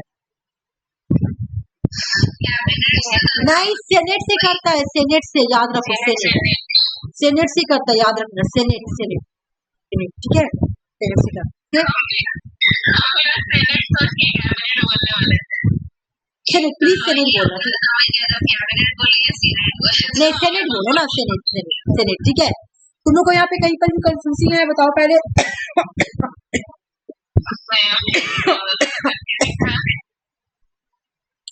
तुम लोग संडे के बदले फ्राइडे को इस बार क्लास कर सकती हो, अगर कोई प्रॉब्लम ना हो तो। अगर किसी को नहीं करवाते, सॉरी, हाँ, जैसे अगर फ्राइडे को मैं क्लास नहीं करूँ, उसका बदले तुम्हें संडे को क्लास कर सकती हो। मैं तुम लोग से पहले कॉन्सेप्ट ले हुई, इसके बाद ही जैसे मेरे भाईजान के, मेरे नौसे भाई आए हैं ना, तो मेरे भाईजान का दावत हो संडे का, फ्राइडे को, क्योंकि मेरे भाभी के घर में शादी, ठीक है, तो वो संडे को ही बोले मेरे नौसे में चली जाएंगे, तो वो मुझे बोले वेडनेसडे को, तो हम बोले नहीं वेडनेसडे को नहीं, हम दे देंगे जल्दी, तो फिर हम बोले ठीक है, मेरे भाभी बोले फिर फ्राइडे रखते हैं, तो हम ठीक है, हम से पूछ लेते। वो संडे को मेरी भाभी बुलाती थी, संडे को ना उनके मतलब उनके मायका में शादी है, हम लोगों का भी दावत है, तो हम देखेंगे तो जाएंगे उतने दिन, मतलब बराती जाएगा संडे को, रात जाएगा लड़का का साथ, अपनी वलीमा होगा बात, तो मेरी भाभी बोली कि फ्राइडे को आ जाओ, जैसे तो हम बोले अपने यहाँ तो तुम लोग अगर जैसे संडे को क्लास करेंगे तो प्रॉब्लम नहीं होगा ना, फ्राइडे के बच्चे ऐसे ना कहीं घूमने जाने का प्लान है तो नहीं ना, ठीक है, सबसे पूछ लीजिए इसमें, ठीक है। ये फिर चाहो तो तुम संडे फ्राइडे को कोई शाम में क्लास कर सकती है, जैसे 2 से लेकर 4 से लेकर 6 या फिर 3 से लेकर 5। देखिए आप देख लीजिए, हम लोगों को प्रॉब्लम नहीं है, ये तुम लोग को कंफ्यूजिंग नहीं होगा, इसलिए मैं बोल रही हूँ, जैसे कि हाँ इसलिए मैं, तुम लोग अभी एक बार डिस्कस कर लेना है, मैं तो बहुत मना कर रही थी, हाँ नहीं, वो तो रात का खाना का दावत है, तो रात का खाना का दावत तो मैं 6 बजे जाऊँ, ठीक है ना, 6 बजे जाऊंगी, तो थोड़ा सा अपने भाईजान के घर जब से बना है, तो मतलब दावत में नहीं गई, वैसे एक बार घूमने गई। मैं मध्य प्रदेश में थी तब जब मेरे भाई ट्रांसफर हुए। मेरे भाईजान लोग बोले नहीं आओ आओ, ऐसे तो हमेशा बुलाते लेकिन जाती नहीं हूँ मैं। तो बोले अब आओ, अब नासिक में आए। यहीं पर पास में ही रहा, यहीं पे है। आसी तो जानती होगी, बाबू तालाब की तरफ। हाँ पास में ही है। हाँ पास में। तो इस वजह से बोले आने के लिए, तो जाएंगे तो अब जैसे कि मेरे आप ही सबको आए। 5 मिनट लगेगा। हाँ जाने में 5 मिनट लगेगी, ज्यादा दूर नहीं है, लेकिन क्या कि मेरे आप ही के लिए सब आएंगे। हम बोले हम ना कि वहाँ पे जाके हम क्लास कराएंगे, तो सबको मेरे पे हंस रहा कि सबको आए वाले कहते कहाँ क्लास कराएगी, तो होगा तो हाथ मजाक सब करते रहे कल। हम बोले क्लास करा के आएंगे, सबको बोला नहीं नहीं नहीं नहीं हम आ जाएंगे 9 बजे क्लास कराएंगे। ठीक है, तुम लोग बताना कि स्टार्ट। चलो देखो, अब वो जितना भी कंपैरिजन वाला था ना खत्म हो गया। स्विट्जरलैंड का मैं नहीं पढ़ा रही हूँ, का नहीं पढ़ा रही हूँ, तो थोड़ा ज्यादा क्वेश्चन लेते क्योंकि स्विट्जरलैंड सब पेसी के लिए, पेसी में आता है सब कंपैरिजन का। ठीक है, इंडिया का किसी रेट में ज्यादा यूएस से क्वेश्चन आता है, यूके से भी आता है, तो वो सब मैं क्वेश्चन के थ्रू कराऊँ। ठीक है, चलो अब मैं करवा रही हूँ ये जो स्टार्ट होता है, जो ट्रेडिशनल वाला रहता है उससे स्टार्ट। 1-2 दिन में तुम्हारा कॉम्पिटिटिव कंप्लीट होगा। चलो आ जाओ। What is your approach? Approach क्या है? Approach initially related tackling a problem and task। अगर तुम्हारे पास कोई टास्क है, कोई प्रॉब्लम है, ठीक है ना, तुम्हारे पास कोई प्रॉब्लम है या तुमको कोई टास्क मिला, उस प्रॉब्लम उस टास्क को तुमको टैकल करना। इसको टैकल करने के लिए तुम कोई मेथड दो। चलो मैं एक एग्जांपल बता रही हूँ। तुम लोगों को जो एक आर्टिकल लिख, ठीक है, तो एक तरीके से मैं तुम लोगों को एक प्रॉब्लम दे रही हूँ। मेरा आर्टिकल है, तुम लोग बताओ, तुम लोग के माइंड में कोई आर्टिकल है तो बताओ, मैं फिर बताओ कोई आर्टिकल है कोई भी?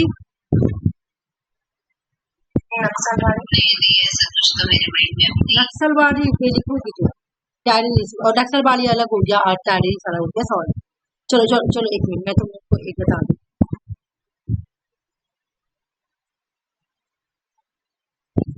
चलो रूस रशिया आयर का कर दे, ठीक है ना लक्ष्मी। रशिया एंड यूक्रेन, इजी ले ली। Ukraine, Russia and Ukraine war.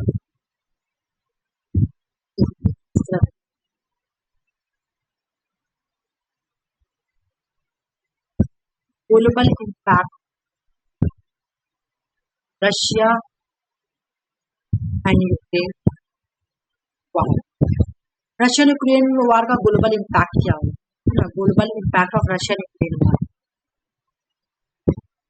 ये तुम लोगों का प्रॉब्लम है, ठीक है, सब ये प्रॉब्लम है, ये टास्क है। मैं तुम लोगों को बोली कि मैं इसलिए बता रही हूँ ना कि मैं एक बार जब मैं बोली थी ना कि मैं एग्जाम देने गई तो मुझसे पूछा था कि व्हाट इज एन अप्रोच, ठीक है, व्हाट इज एन अप्रोच पूछा था मुझसे कि अप्रोच क्या होता है।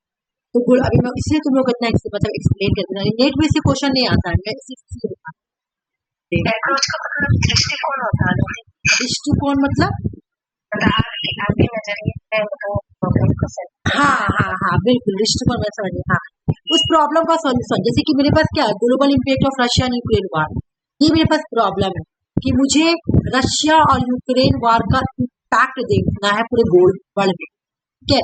तो इसके लिए मैं अपना मेथड ढूंढूंगी कि ये मुझे प्रॉब्लम मिला है, ठीक है। अभी मैं वो भी रोज एवरीडे लाइफ में जो यूज होता है वो भी प्रॉब्लम है। पहले मैं थोड़ा टेक्निकल वाला दे देती हूँ जो हम लोग यूज करते हैं। मान लो कि मेरे पास प्रॉब्लम है global impact of Russia and Ukraine वार, ठीक है, global impact Russia and Ukraine war का, ठीक है। तो बोल रहे क्या कि रशिया एंड यूक्रेन का ग्लोबल इम्पैक्ट ऑफ वार, ठीक है, समझ लो। तो ये मेरे पास प्रॉब्लम है, इस प्रॉब्लम को सॉल्व करने के लिए हम क्या करेंगे, पहले मेथड इस प्रॉब्लम का सोल्यूशन जी कैसे टैकल करें। तो इसके लिए मुझे क्या करना पड़ेगा, कोई मेथड ढूंढना पड़ेगा। एक कैसे कौन सा मेथड यूज करूं, कौन सा वे यूज करूं, इसको समझने के लिए global impact of Russia and Ukraine. देखो तुम क्या करोगे, तुम्हारे पास एक प्रॉब्लम क्या है, तुम क्या करोगे, तुमको बोला जाएगा तुम अपने प्रॉब्लम का सोल्यूशन ढूंढने के लिए कहाँ जाओगे, गूगल स्कॉलर पे, गूगल स्कॉलर पे जाओगे और यही को कॉपी करोगी और इस पे पेस्ट कर दो। अब इससे रिलेटेड जितना चीज आएगा तुम्हारा आर्टिकल तुम निकाल लो। तुम इसको पहले पढ़ोगी, पढ़ने के बाद तुम क्या करोगी, मेथड या वे निकालोगी कि हाँ ये वजह है। अब देखो, अब मैं क्या की, देखो पहले मैं क्या की कि मेरा प्रॉब्लम ये है global impact of Russian nuclear war, तो मैं मेथड ढूंढ रही हूँ कि मुझे इस प्रॉब्लम को कैसे टैकल करना है, कौन सा वे यूज करूँ। तो मुझे समझ में आया कि इसको कॉपी करके, है ना, मैं अप्रोच ढूंढ रही हूँ। मेरा पहला अप्रोच होगा कि मैं इसको कॉपी कर गूगल स्कॉलर में जाके पेस्ट करूंगी, पेस्ट करूंगी। फिर जितना भी आर्टिकल आएगा इससे रिलेटेड, जितना भी global impact of Russian nuclear, सारा आर्टिकल को मैं पढ़ूँ, ज्यादा नहीं तो कम से कम 4 आर्टिकल को मैं पढ़ूँ। 4 को मैं पढ़कर अपना प्रॉब्लम का सोल्यूशन हो गया। चलो आ जाओ, ये तो हो गया तुम्हारा टेक्निकल वाला। अब तुम्हारे लाइफ में कोई ना कोई प्रॉब्लम आता है, हर पर्सन की लाइफ में। तो जैसे मेरे पास अभी ये प्रॉब्लम आया कि हमको फ्राइडे को जाना है, ठीक है, ये मेरे लिए एक प्रॉब्लम है। अब मैं सोच रही हूँ कि मैं क्या करूँ, कैसे क्या करूँ। तो मुझे तो क्लास भी करवाना है ना। तो मैं अपना प्रॉब्लम का सोल्यूशन क्या निकाली, मैं पहले मेथड ढूंढ रही हूँ, मेथड प्रॉब्लम का सोल्यूशन है ना, कैसे टैकल करूँ इस प्रॉब्लम। तो मेरे माइंड में ये बात आया कि मैं पहले तुमसे पूछ रही थी क्या तुमको संडे को क्लास करने में इंटरेस्टेड हो, कोई प्रॉब्लम तो नहीं होगा। तो ये मैंने अप्रोच ढूंढा। अप्रोच क्या है, अप्रोच का मतलब कोई भी टास्क, कोई भी प्रॉब्लम को टैकल करने के लिए जो तुम मेथड यूज कर रही हो, जो तुम वे यूज कर रही हो, उसी को अप्रोच बोलते हैं। समझ में आया। अप्रोच का मतलब कोई भी टास्क या कोई भी प्रॉब्लम को टैकल करने के लिए हम जो मेथड को यूज करते हैं या जिस वे को यूज करते हैं, यानी जो रास्ता यूज करें, उसी को अप्रोच बोलते हैं। ठीक है, मेरा अप्रोच क्या था, मेरा अप्रोच यही था कि मैं तुम लोग से डायरेक्ट, तुम लोग क्लास करोगे क्यों, उस दिन सही बोल रही हूँ। पॉलिटिकल साइंस के कॉन्टेक्स्ट में अगर हम देखेंगे तो it refer to the specific method criteria study analyse political phenomena. मतलब पॉलिटिकल साइंस में अगर हम देखेंगे, ठीक है, तो जो पॉलिटिकल फेनोमेना है, तो पॉलिटिकल फेनोमेना क्या क्या है बताओ तो, क्या क्या पॉलिटिकल फेनोमेना। मान लो कि हमको कॉम्परेटिवली स्टडी करना है सिटीजनशिप के बारे में। ये क्या है, सिटीजनशिप क्या है, पॉलिटिकल फेनोमेना। तो मुझे एक कंट्री का दूसरे कंट्री के साथ क्या करना है, कंपेरिजन करना है, ये मेरा प्रॉब्लम। मुझे अभी हम कंपेरिजन करके भी तो, मुझे देश का कंपेरिजन इंडिया के सिटीजन के साथ कंपेरिजन करना है और देश के सिटीजन इंडिया के साथ, ये मेरे पास प्रॉब्लम है। पॉलिटिकल साइंस में किसी भी फेनोमेना को लेकर क्या करते हैं हम लोग, कोई मेथड यूज करेंगे, है ना, चाहे उसको कंपैरेटिव यूज करेंगे, चाहे उस सिटीजनशिप को समझेंगे। देखो कोई भी तरीका से बोला, या तो उसको हम टेक्निकली समझेंगे, सिटीजनशिप वर्ल्ड में कब आई, उसके बाद इंडिया में कैसे आई, या तो हम ऐसी प्रॉब्लम को सॉल्व करेंगे, या तो उसका इंटिकली रिसर्च करेंगे। कोई भी पॉलिटिकल फेनोमेना क्या हो गया, सिटीजनशिप हो गया, राइट्स हो गया, ड्यूटीज हो गया, हमारा कोई भी जो भी पॉलिटिक्स से रिलेटेड टॉपिक है, तुम उसको लेकर उसको सॉल्व करने का तरीका ढूंढो। तो अच्छा सिटीजनशिप है ना, व्हाट इज, पहले हम समझेंगे व्हाट इज सिटीजनशिप, सिटीजनशिप क्या है, सबसे पहले सिटीजनशिप कहाँ आया था, ठीक है, पहले से कहाँ आया था, इंडिया में सिटीजनशिप कैसे आया, है ना। तो ये सब मैं जो समझ रही हूँ ना ऐसे ऐसे करके, ये मेरा अप्रोच है। इसका कंक्लूजन क्या निकला कि जब मेरे पास कोई टास्क आए, तो जब मेरे पास कोई प्रॉब्लम आए, इस प्रॉब्लम को टैकल करने के लिए जिस मेथड को यूज करते हैं, जिस वे को यूज करते हैं, उसी को बोलते हैं अप्रोच। पॉलिटिकल साइंस में भी अगर हम किसी भी पॉलिटिकल फेनोमेना को देते हैं और उस फेनोमेना को एनालाइज करने के लिए हम जो स्टडी करते हैं, जो मेथड यूज करते हैं, इसको ही बोलते हैं अप्रोच। समझ में आया। जब हम पॉलिटिकल साइंस में किसी भी पॉलिटिकल साइंस को देकर एनालाइज करेंगे या स्टडी करेंगे, है ना, और स्टडी करने के लिए जो मेथड यूज करेंगे, है ना, जो भी वे यूज करेंगे, इसी को बोलेंगे अप्रोच। समझ में आ गया। अगर किसी को पूछो व्हाट इज अप्रोच, क्या बोलोगे, व्हाट इज ए अप्रोच। कोई भी टास्क, कोई भी प्रॉब्लम हो, उस प्रॉब्लम सॉल्व करने के लिए हमारे पास जो मेथड होता है तो वे यूज करते हैं, इसी को अप्रोच बोलते हैं। लेकिन पॉलिटिकल साइंस में अगर पॉलिटिकल फेनोमेना देते हैं और उस फेनोमेना को स्टडी करने के लिए, इसको समझने के लिए, इसको टैकल करने के लिए जो भी मेथड यूज करते हैं, जो भी वे यूज करते हैं, जो भी टेक्निक्स यूज करते हैं, उसी को अप्रोच बोलते हैं। समझ में आ गया। ठीक है। बोला कि अप्रोच कितनी तरह की होती है, अप्रोच दो करते तो भाई 3 तरह का होता है, दो ही पढ़ेंगे, ठीक है ना। Traditional approach and modern approach ही पढ़ेंगे, ठीक है। आज भाई ट्रेडिशनल अप्रोच कौन, पहले हम what is a traditional approach, पहले ये क्वेश्चन यहाँ से आता है, पहले ट्रेडिशनल अप्रोच है, ठीक है ना। ट्रेडिशनल अप्रोच क्या है, traditional approach is a political science is value based. अच्छा अप्रोच, अभी हम लोग अप्रोच समझेंगे, अप्रोच का मतलब क्या है, जब भी किसी प्रॉब्लम को सॉल्व करने के लिए जो मेथड जो वे यूज कर रहे हैं इसको बोलते हैं अप्रोच। तो पुराना ट्रेडिशनल अप्रोच मतलब पुराना पहले वाला अप्रोच, पहले भी तो कोई अप्रोच होगा किसी प्रॉब्लम को सॉल्व करने के लिए उसे अप्रोच किया गया होगा। तो बोले जो पहला अप्रोच जो था, जो पुराना अप्रोच होता था ना, जो ट्रेडिशनल अप्रोच होता था ना पॉलिटिकल साइंस में, वो वैल्यू बेस्ड।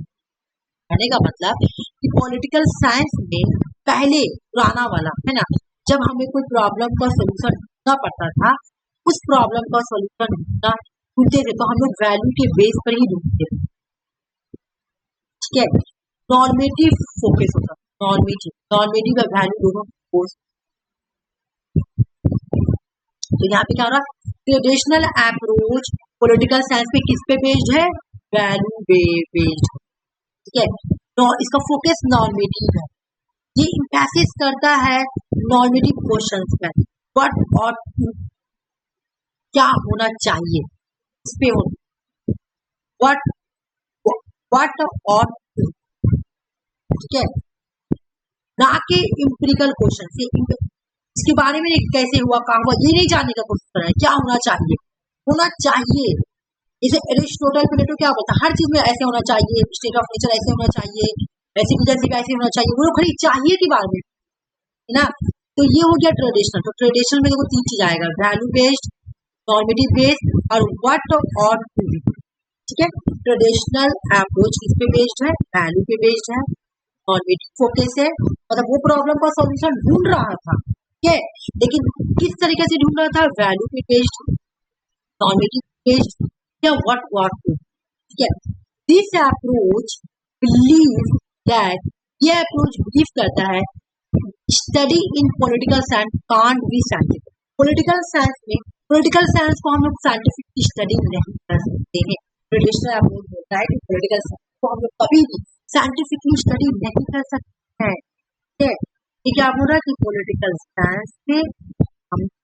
साइंस को हम लोग कभी भी साइंटिफिकली स्टडी नहीं कर सकते हैं, याद रखना। ये कौन बोला, ट्रेडिशनल अप्रोच बोला, पुराना अप्रोच है, पुराना ही बात बोलेगा। चलो आगे बोला कि ये सिर्फ प्रिस्क्रिप्टिव है और नॉर्मेटिव है और क्वालिटेटिव है, ये सिर्फ एक्सप्लेन करता है, ठीक है। ये सिर्फ प्रिस्क्राइब करता है, बस इस चीजों को जैसा एज इट एज एक्सप्लेन करेगा, ऐसा होना चाहिए, सिटीजनशिप ऐसा होना चाहिए, स्टेट ऐसा होना चाहिए, है ना, ऐसा होना चाहिए, कोई प्रूफ करके नहीं दिखाता है। ये वैल्यू बेस्ड है, नॉर्मेटिव बेस्ड है, ये क्वालिटेटिव है, डिस्क्रिप्टिव है तो क्वालिटेटिव। इसके तो बहुत सारे थिंकर हम एक एक पढ़ेंगे, लेकिन जो एग्जाम में क्वेश्चन आया था कि normative tradition of political theory से कौन कौन थिंकर जुड़े हुए हैं वो नाम दें, बर्ट्रैंड डे जॉबनाइल, एरिक वॉगली, यवेस साइमन, ये 3 जो है ना, ये ट्रेडिशनल अप्रोच बोलो या नॉर्मेटिव अप्रोच बोलो से जुड़े हुए, ठीक है। एक बार मैं तुम लोगों को रिविजन कराऊंगी, ठीक है, एक बार तुम लोगों को यहाँ मैं रिवीजन कराऊंगी, ट्रेडिशनल अप्रोच का जो कीवर्ड है वो मैं, ठीक है ना। तुम लोग देखी होगी, इससे क्वेश्चन आ भी रहा है।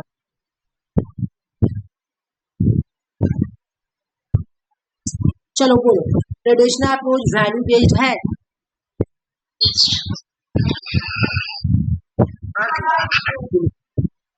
क्या इसका फोकस नॉर्मेटिव है,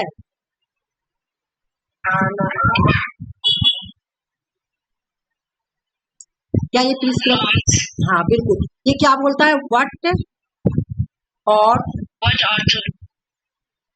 व्हाट टू बी, खाली होना चाहिए वो बोलता है ना। ये क्वालिटेटिव है,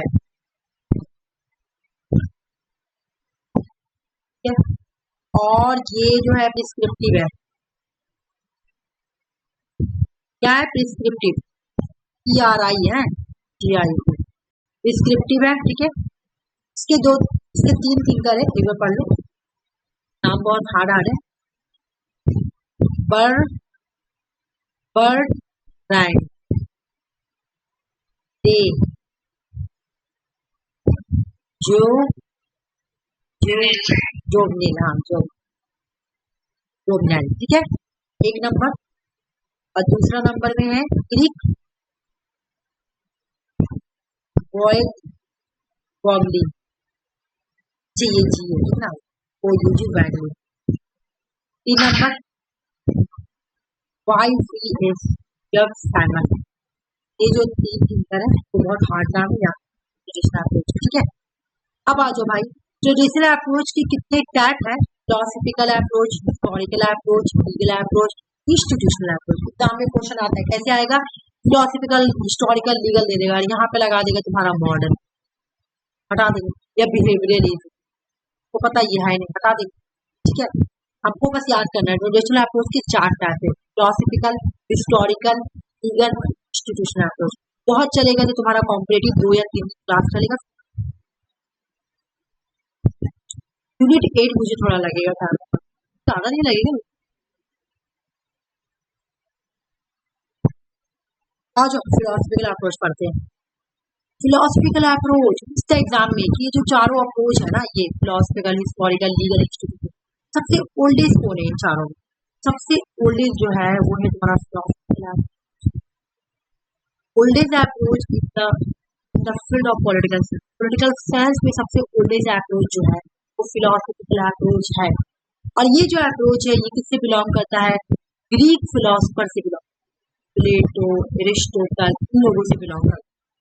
अब न्यू में, मॉडर्न में अगर तुम देखो फिलोसफिकल अप्रोच जो है ये तो तुम्हारा ओल्ड वाला, लेकिन न्यू में एक थिंकर है जो फिर से जब रिवाइवल ऑफ पॉलिटिकल थ्योरी आया ना, तुमको पता है ना, revival of political theory John Rawls के थ्रू आए, जॉन रॉल्स ने फिर से पॉलिटिकल थ्योरी को रिवाइव किया। ये हम लोग पॉलिटिकल थ्योरी में भी पढ़ते हैं, एक बता देंगे, ये कंपैरेटिव को हम लोग अप्रोच में कंपैरिजन करके पढ़ते हैं, लेकिन इसको पॉलिटिकल थ्योरी में भी पढ़ते हैं हम लोग, ठीक है, यही वाला एज इट एज, ठीक है। तो इसको बोलेंगे कि रिवाइवल ऑफ पॉलिटिकल थ्योरी। तो जब फिर से जब ये फिलोसफिकल वगैरह को जब फिर से जन्म इसका हुआ ना, तो वहां पे एक थिंकर आए थे जिसका नाम था लियो स्ट्रेस, तो ये भी फिलोसफिकल ही अप्रोच के थिंकर है, लेकिन ये न्यू है। देख लो ये 1957 की बुक, तभी न्यू आ गए हैं। और ये देखो कब है, ग्रीक सिटी, सबसे ओल्डेस्ट पुराना, ठीक है।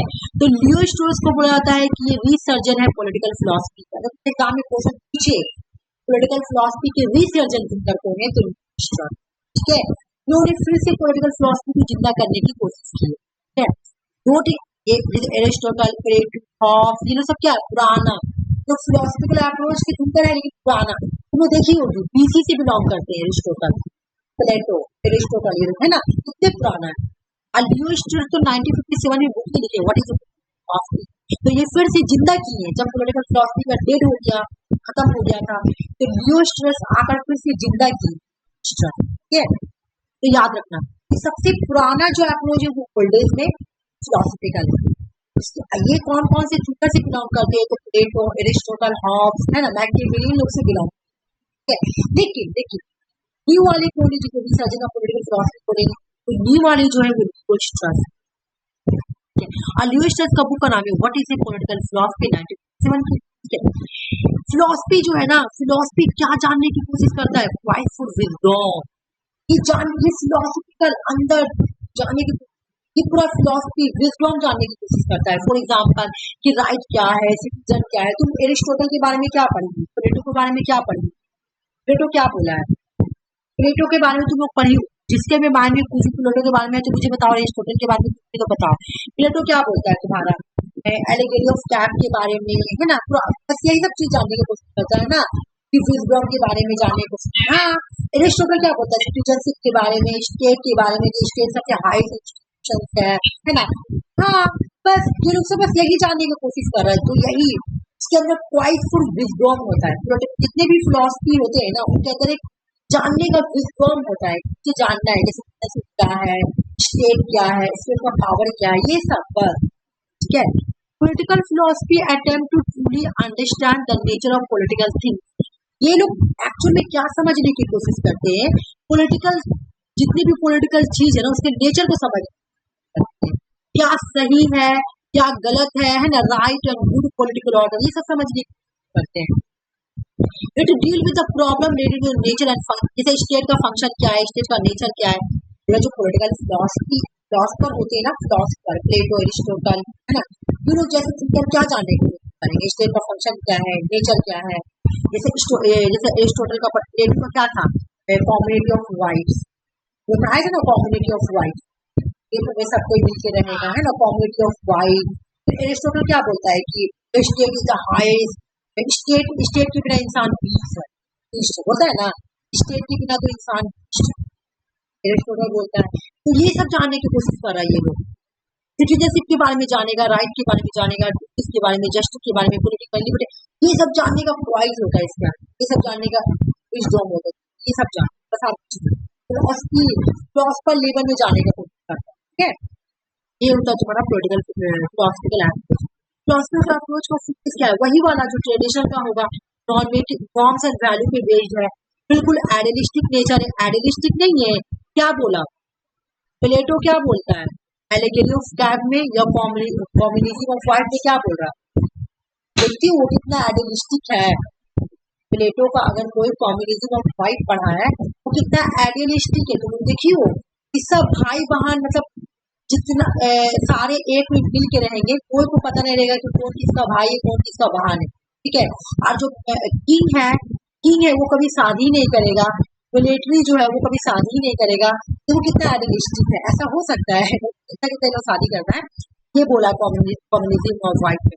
एरिस्टोटल भी ऐसा बात बोला कि अगर स्टेट नहीं है तो लोग लीस्ट है, स्टेट को तो मतलब बहुत हाई। हेगल भी देख लो स्प्लिट के बारे में बोल रहा, तो ये लोग तो बिल्कुल आइडियलिस्टिक नेचर का ही लगता है भाई।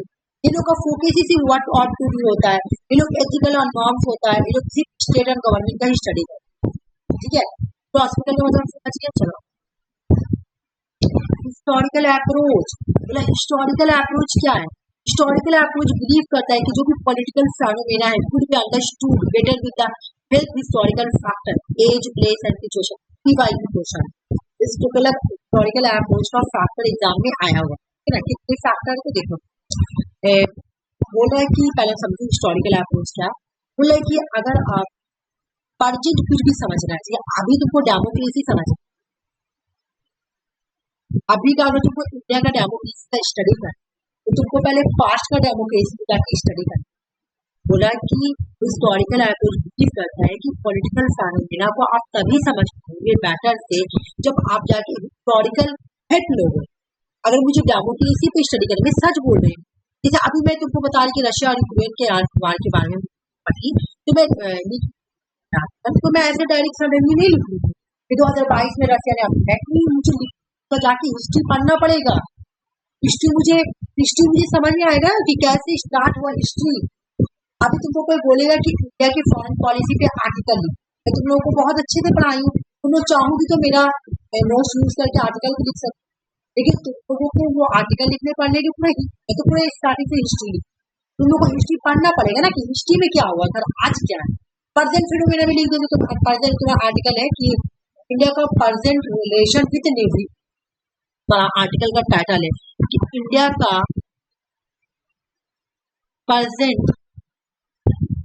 प्रेजेंट रिलेशन विद नेवी, ठीक है, नेवर के साथ, बहुत बढ़िया लिखी हुई, ठीक है। नेवर के साथ क्या रिलेशन, तो तुमको पहले जाके हिस्ट्री पढ़ना पड़ेगा। तो हिस्ट्री में जितने भी नेवर है, मान लो सबसे पहले आ गया तुम्हारा पाकिस्तान नेवी, फिर आ गया तुम्हारा China navy, Bangladesh navy, Nepal navy, सबके बारे में तुम रिलेशन पढ़ोगी हिस्ट्री में, उसके साथ हिस्ट्री में कैसा रिलेशन था, उसके साथ एज से समझोगी, पहले तुम एज समझोगी, है ना, किस एयर में कैसा रिलेशन था, है ना, किस प्लेस को लेकर लड़ाई हो रहा, किस सिचुएशन को लेकर लड़ाई हो रहा, क्या वजह से क्या ऐसा था, सब समझोगी, एज प्लेस सिचुएशन सब समझोगी। इंडिया पाकिस्तान का रिलेशन को समझोगी, चाइना और इंडिया के रिलेशन को समझोगी, उसके बाद तुम्हारा नेपाल और इंडिया के रिलेशन को समझोगी, उसके बाद बांग्लादेश और इंडिया के रिलेशन को समझोगी, तब जाके अभी तुम कंक्लूजन निकाल पाओगी। तो बोला अगर तुमको स्टडी करना है तो पहले तुमको पास्ट में जाके स्टडी करना पड़ेगा, तो सबसे अच्छा तुम हिस्टोरिकल अप्रोच करो। बोला कि the study of politics always should have the historical perspective, बोला कि पॉलिटिक्स का जो स्टडी है ना वो हमेशा हिस्टोरिकल पर्सपेक्टिव पे ही होना चाहिए। ये बात सही बोल रहा है। हम लोग अगर किसी भी चीज का स्टडी, मान लो मुझे डेमोक्रेसी का स्टडी करना, तो अगर तुमको डेमोक्रेसी पे आर्टिकल लिखना है तो कैसे बता रही, सबसे पहले तुमको डेमोक्रेसी का बर्थ देखना पड़ेगा कि डेमोक्रेसी का एग्जिस्टेंस कहाँ से आया, इसका वर्ल्ड में कहाँ से आया, तुमको हिस्ट्री पढ़ना पड़ेगा कि नहीं, तो समझ में आएगा कि डेमोक्रेसी का बर्थ सबसे पहले ग्रीक सिटी स्टेट में। फिर सब पढ़ूंगी जो सकरात जो उनको जहर का प्याला पिलाया गया था डेमोक्रेसी की वजह से, तो ग्रीक सिटी स्टेट के थे वो डेमोक्रेसी बॉम्ब थे, ये सब पढ़ोगी तब तो तुम आंसर कंफ्यूजन निकालोगी। तो बोला हिस्टोरिकल अप्रोच इज बेस्ट, ठीक है।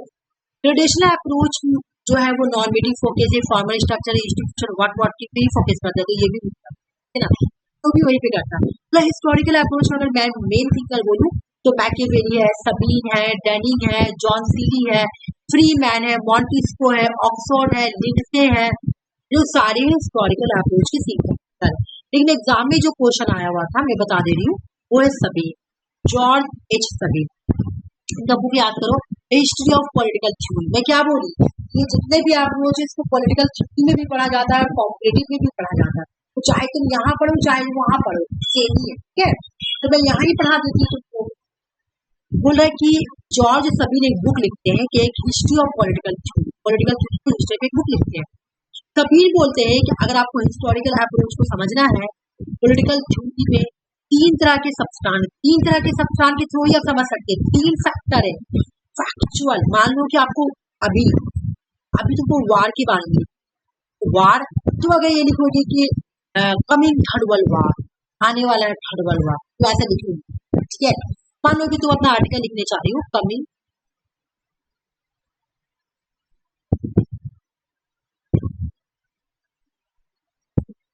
थर्ड वर्ल्ड वार आने वाला, अरे जो तो तुमको पहले क्या करना पड़ेगा, जो दो वर्ल्ड वार है ना, फर्स्ट वर्ल्ड वार और एक है तुम्हारा सेकंड वर्ल्ड वार 2, ठीक है। सबसे पहले तुमको यहाँ पे जाके फर्स्ट वर्ल्ड वार के बारे में उसके फैक्चुअल हिस्टोरिकल फैक्टर को, उसका आने का वजह क्या था, फैक्ट को पढ़ना। पहले फैक्ट क्या था, फर्स्ट वर्ल्ड वार का फैक्ट क्या था वो पढ़ना पड़ेगा। फिर तुमको कॉजवल की फर्स्ट वर्ल्ड वार हुआ क्यों था, फिर उसका वैल्यू क्या था फर्स्ट वर्ल्ड वार का, ये तीन चीज तुमको पढ़ना पड़ेगा, ये अपने आर्टिकल में लिखना पड़ेगा।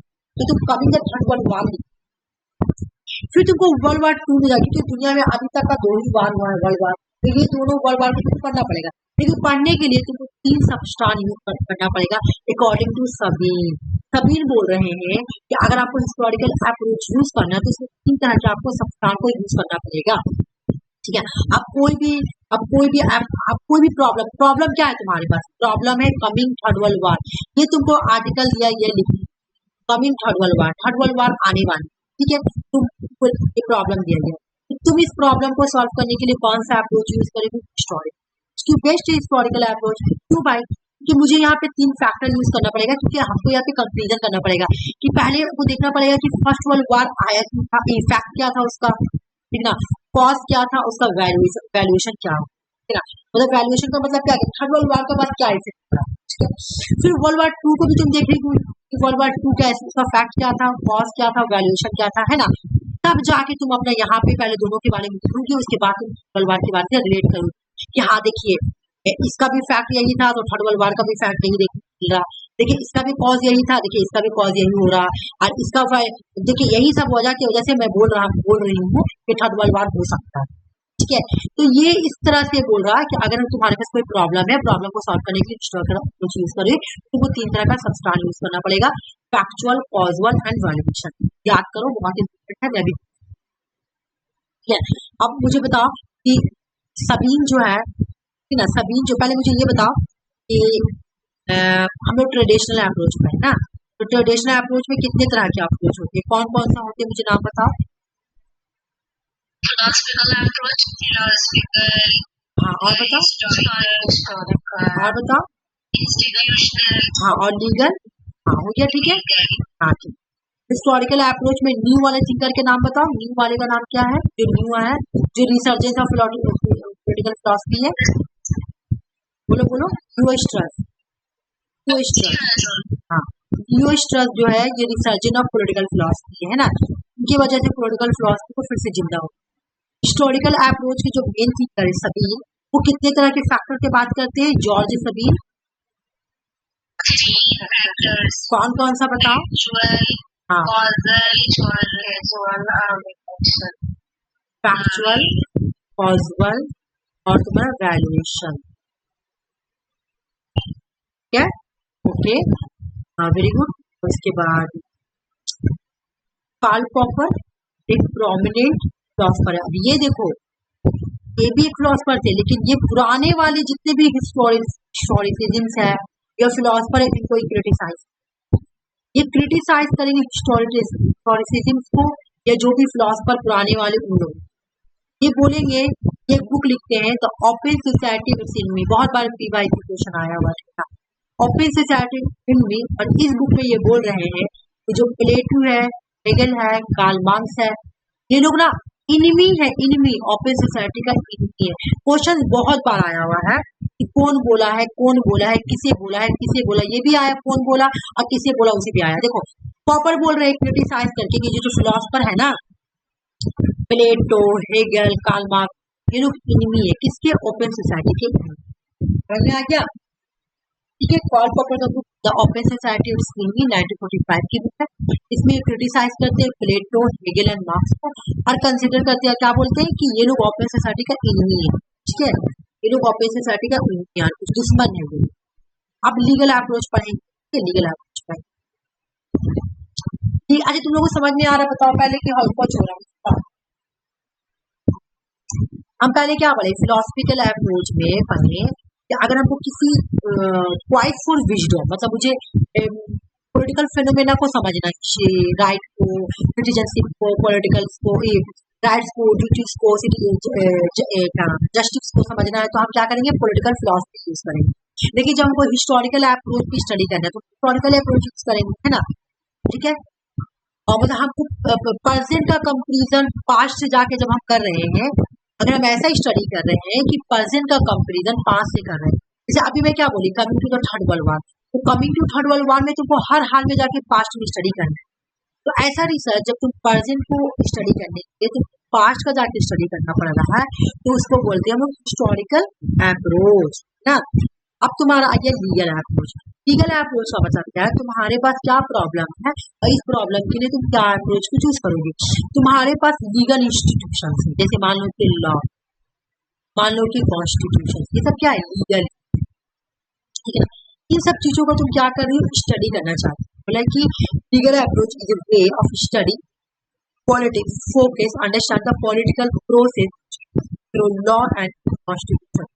तुम पॉलिटिकल प्रोसेस और इंस्टीट्यूशन को समझना चाहती हो, लॉ और कॉन्स्टिट्यूशन को, और ये एग्जामिन करना चाहती हो कि ये कैसे गवर्नमेंट बॉडीज ऑपरेट करती है, मतलब कॉन्स्टिट्यूशन का क्या काम है, पॉलिटिकल प्रोसेस का क्या काम है, तुमको ये समझना है।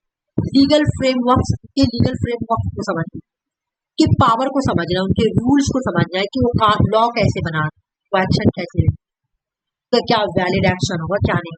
इन सबको अगर तुमको प्रॉब्लम को समझना है तो इसके लिए तुमको लीगल अप्रोच, ठीक है। तुम्हारे पास जिस टाइप की प्रॉब्लम आएगी तो उस टाइप का अप्रोच यूज करो। लोगों पर जैसा जैसा प्रॉब्लम आया वैसा वैसा प्रॉब्लम के लिए वो अप्रोच यूज किया। मतलब कुछ फिर बाद में ठीक कराया तो उनके पास आया कि पॉलिटिकल प्रोसेस को समझना है, पॉलिटिकल प्रोसेस इंस्टीट्यूशन को समझना है, ये कैसे लॉ और कॉन्स्टिट्यूशन के थ्रू काम करते हैं। ठीक है, मान लो कि इंडिया का कॉन्स्टिट्यूशन कैसे काम करती है ना, इंडिया का गवर्नमेंट कैसे काम करती है, मुझे ये सब समझना है। तो ये सब समझने के लिए हमको लीगल अप्रोच की स्टडी करनी है। ठीक है, लीगल अप्रोच, जैसे हम लोग लॉ का स्टडी करना पड़ेगा, इंडिया का लॉ क्या है, इंडिया का कॉन्स्टिट्यूशन क्या है, इंडिया में कितने आर्टिकल है, फंडामेंटल राइट्स के बारे में, फंडामेंटल ड्यूटीज के बारे में, ये सब स्टडी करनी पड़ेगी, है ना। जितने भी लीगल अप्रोच है उनके बारे में स्टडी करनी पड़ेगी, तब मैं बताऊंगी कि ये पॉलिटिकल प्रोसेस और ये इंस्टीट्यूशन इस तरह से ऐसे ऐसे काम करते हैं। इसके जो मेन थिंकर है वो है तुम्हारे Cicero, Jean Bodin, Thomas Hobbes, Jeremy Bentham, John Austin, Dicey, sir Henry Maine. नहीं याद होगा कोई प्रॉब्लम नहीं है, बट जो मैं हाईलाइट करूँ अकेला अकेला करके वो याद करूँ। एबी डाइसी, एबी डाइसी में क्या है? लीगल अप्रोच की थिंकर है। इनके बुक का नाम है introduction to the study of the law of the constitution, PYQ question है। ये भी क्या है? लीगल अप्रोच की ही, ठीक है। अब यहाँ पे इंस्टीट्यूशनल अप्रोच में क्या बोल रहा है कि जब हम इंस्टीट्यूशन के, देखो यहाँ पर हम पॉलिटिकल, यहाँ पे लीगल में हम क्या किए, लीगल में हम पॉलिटिकल प्रोसेस और इंस्टीट्यूशंस को हम समझने की कोशिश कर रहे हैं कि वो कैसे, इंडिया का कॉन्स्टिट्यूशन काम कैसे करती है, उसका लॉ कैसे काम कर रहा है ना, गवर्नमेंट बॉडीज ऑपरेट कैसे किया जाता है, क्या गवर्नमेंट, इंडिया का जो गवर्नमेंट है वो सेंट्रलाइज है या डिसेंट्रलाइज है ना, वो कैसे ऑपरेट करती है, कैसे लॉ बनाती है, उसको क्या पावर मिला हुआ है, इंडिया का कॉन्स्टिट्यूशन कैसा है, इंडिया का पार्लियामेंट कैसा है, ये सब जब हम स्टडी कर रहे हैं किसी भी गवर्नमेंट कंट्री का गवर्नमेंट के बारे में है ना, उसके पॉलिटिकल प्रोसेस के बारे में, उसके इंस्टीट्यूशन के बारे में, तो लीगल अप्रोच यूज करेंगे। लेकिन जब हम उसके स्ट्रक्चर इंस्टीट्यूशंस में, गवर्नमेंट के इंस्टीट्यूशंस, गवर्नमेंट का जो अंदर इंस्टीट्यूशंस होता है ना, उसका स्टडी करेंगे, जैसे कि गवर्नमेंट का इंस्टीट्यूशंस क्या है, 3 ब्रांच है ना, किसी भी गवर्नमेंट का 3 ब्रांच होता है, एग्जीक्यूटिव, लेजिस्लेटिव एंड जुडिशरी, इसका स्टडी करें। लेकिन इसका देखो, हम लोग कॉम्पिटिटिव पॉलिटिक्स पढ़ रहे हैं, जब इसका स्टडी करेंगे तो हम कॉम्पिटिटिवली स्टडी करें, सारे में ही कॉम्पिटिटिव स्टडी करें, जैसे एग्जीक्यूटिव, लेजिस्लेटिव, जुडिशरी। इंडिया का एग्जीक्यूटिव का कंपेरिजन जब स्टडी करेंगे तो यूएस से करेंगे, यूके से करेंगे, ठीक है, एग्जीक्यूटिव का कंपेरिजन यूएस से करेंगे, यूके से करेंगे, यूजीसी का भी कंपेरिजन यूएस से करेंगे, यूके से करेंगे, इस तरह से कंपेरिजन स्टडी करेंगे। बोला कि जब इंस्टीट्यूशनल अप्रोच किस चीज पे फोकस करती है कि जब आपको पॉलिटिकल इंस्टीट्यूशंस या स्ट्रक्चर की स्टडी करें, स्ट्रक्चर, फॉर्मल स्ट्रक्चर, जब हम पॉलिटिकल इंस्टीट्यूशंस जो स्ट्रक्चर या फॉर्मल स्ट्रक्चर, सुनो, हम पॉलिटिकल इंस्टीट्यूशन में जब स्टडी करते हैं ना, तो ये जो इंस्टीट्यूशन होता है ना, वो फॉर्मल स्ट्रक्चर होता है। फॉर्मल किसको बोलते हैं, जो बिल्कुल लॉ, रूल्स एंड रेगुलेशंस के थ्रू बना हुआ, तो यहाँ पे लिखा हुआ कि इंस्टीट्यूशनल अप्रोच में क्या करते हैं, एक स्टेट के फॉर्मल इंस्टीट्यूशन की स्टडी कर रहे हैं। देख लो, समझो, इंस्टीट्यूशनल अप्रोच एक स्टेट के फॉर्मल इंस्टीट्यूशन की स्टडी करते हैं। इंडिया में फॉर्मल इंस्टीट्यूशन को क्या क्या मिलेगी बताओ, तो इंडिया में फॉर्मल इंस्टीट्यूशन को क्या क्या मिलेगी, एग्जीक्यूटिव, लेजिस्लेटिव, जुडिशरी का, क्योंकि वो सब लॉ, रूल्स एंड रेगुलेशंस के थ्रू बनी है ना, बिल्कुल फॉर्मल वे में बनी है, ठीक है, ठीक है। जैसे बोला कि लेजिस्लेचर, एग्जीक्यूटिव, जुडिशरी, इन सब का हम कंपेरिजन स्टडी कर रहे हैं, तो हम कौन सा अप्रोच यूज करेंगे, इंस्टीट्यूशनल अप्रोच। हमारे सामने एक प्रॉब्लम है, आपको एक प्रॉब्लम दिया गया है कि आप लेजिस्लेचर, एग्जीक्यूटिव एंड जुडिशरी का स्टडी कीजिए।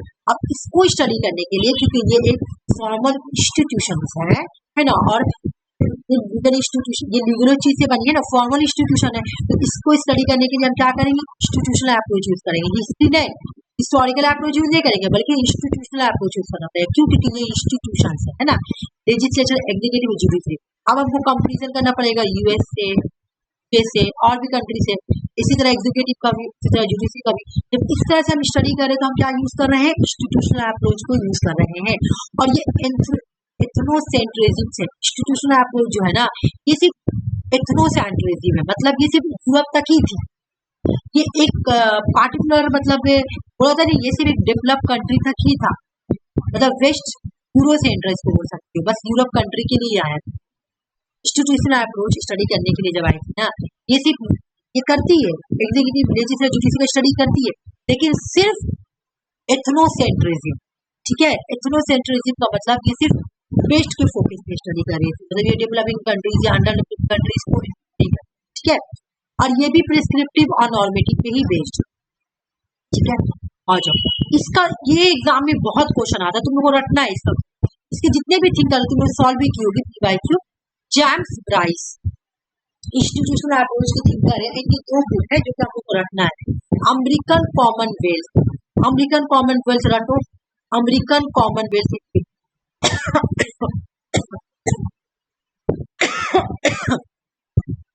इंस्टीट्यूशनल अप्रोच के मेन थिंकर है जेम्स ब्राइस, ठीक है। अमेरिकन कॉमनवेल्थ 1888 की बुक। अच्छा, मैं इसका डेट क्यों याद करा रही हूँ, क्योंकि ये तो ऐसे नाम भी इसका है और ऐसे क्रोनोलॉजिकल ऑर्डर में भी आया हुआ क्वेश्चन, ठीक है। मॉडर्न डेमोक्रेसी 1921 की देख लो, जेम्स ब्राइस की 2 बुक है, लेकिन एक बहुत पहले 1888 की लिखी हुई है और एक 1921 की लिखी हुई है, देख लियो, अमेरिकन कॉमनवेल्थ और मॉडर्न डेमोक्रेसी, ठीक है। लॉरेंस लॉवेल, ठीक है, लॉरेंस LAWRENC, लॉरेंस लॉवेल। इनकी बुक का नाम है public opinion and popular government 1939 है। मुझे अगर इस बुक में कंपैरिजन करने के लिए देगा तो मैं सबसे पहले कौन सा बुक लिखूंगी? अमेरिकन क्रोनोलॉजिकल, अमेरिकन कॉमनवेल्थ, एक नंबर। 2 नंबर में मुझे देगा तो मैं क्या लिखूंगी? Public opinion and popular government, ठीक है। और पढ़ते हैं उसके बाद देखते क्या हो। हर्मर फैनर की बुक का नाम है theory and practice of modern government, 1933 की बुक है। Carl J Friedrich, constitutional government and democracy. एक मिनट जो मैं तुमको बता रही हूँ। पहला अगर आएगा तो हम क्या लिखेंगे? अमेरिकन कॉमनवेल्थ, 1888 की बुक है। फिर दूसरा आएगा तो लॉरेंस लॉवेल की बुक है public opinion and popular government. 3 number में कौन सी बुक आएगी मुझे बताओ? 3 नंबर में कौन सी बुक आएगी तुम्हारा? Modern democracy. देख लो ये आई हुई बुक है, ठीक है ना, मॉडर्न डेमोक्रेसी। ये कंपेरिजन ये सब आई हुई है तुम्हारा बुक। अभी तुम लोग क्वेश्चन सॉल्व करोगी ना, देखा तुम क्वेश्चन आएगा मॉडर्न डेमोक्रेसी, ठीक है। 3 नंबर। 4 नंबर में तुम्हारा क्या आ जाएगा? देखो भाई यहाँ पे दोनों ही सारे, दोनों में से कोई भी नहीं, ठीक है ना। हरमन फैनर की बुक लिख देती है थ्योरी याद ही होगा दोनों का, हरमन फैनर और कार्जे फैड, ठीक है। कार्जे फैडिंग है, हरमन फैनर, ठीक है। मैं तुम्हें से एक बार पूछ लेती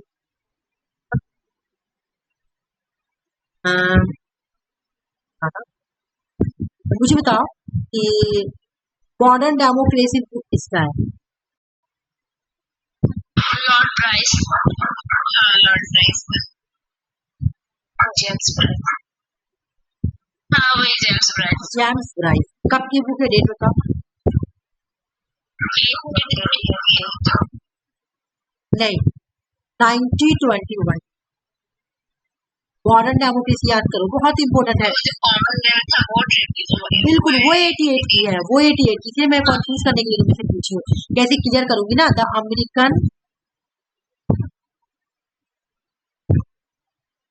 अमेरिकन कॉमन, ये बताओ। बिल्कुल ये तुम्हारा 88 का है, ठीक है। अब कंफ्यूजिंग जो हुआ मॉडर्न डेमोक्रेसी या अमेरिकन कॉमनवेल्थ, ये दोनों बुक किसकी है भाई? तो जेम्स ब्राइस, याद करो।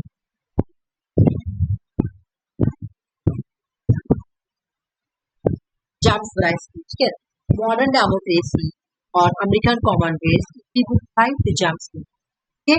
अब मुझे तुम लोग बताना नेक्स्ट बुक का नाम। ये बुक बहुत ही कंफ्यूजिंग है, इसलिए मैं तुम लोग कैसे पढ़ा रही हूँ ना कि क्लियर करोगे तो याद हो जाएगा।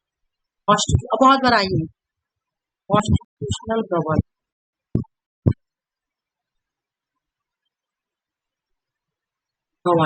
And democracy,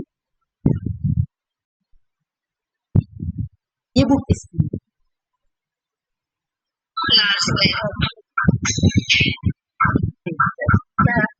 Carl J Frederick, याद करो Karl J Frederick, Karl J Frederick, Frederick 1930, ठीक है। देखो भाई मैं इसलिए ऐसे याद करा रही हूँ कि तुम लोग को याद हो constitutional government and democracy Carl J Friedrich थे, फेडरिक, ठीक है। नेक्स्ट आ जाओ। नेक्स्ट है जी, मैं तुम लोगों को बोली कि अच्छा वहां पे मैं बोली थी ना कि बांग्लादेश, अच्छा मैं यहीं पर ही लिख कर उसको काट कर बांग्लादेश लिख, ठीक है। अब मैं यही वाला PDF सेंड कर दूँ। अब नेक्स्ट मुझे बताना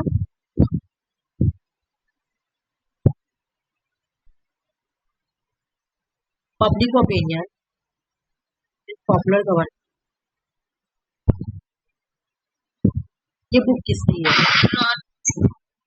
लॉरेंस लॉवेल। अच्छा डेट बताओ।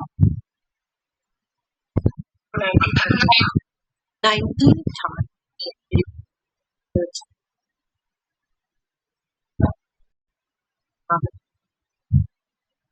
नेक्स्ट मुझे बताना theory and practice of modern girl? female, बोलो लक्ष्मी या सुषमा, आरसी बोली है। डेट बताओ। 1932, बिल्कुल 1932, बिल्कुल सही।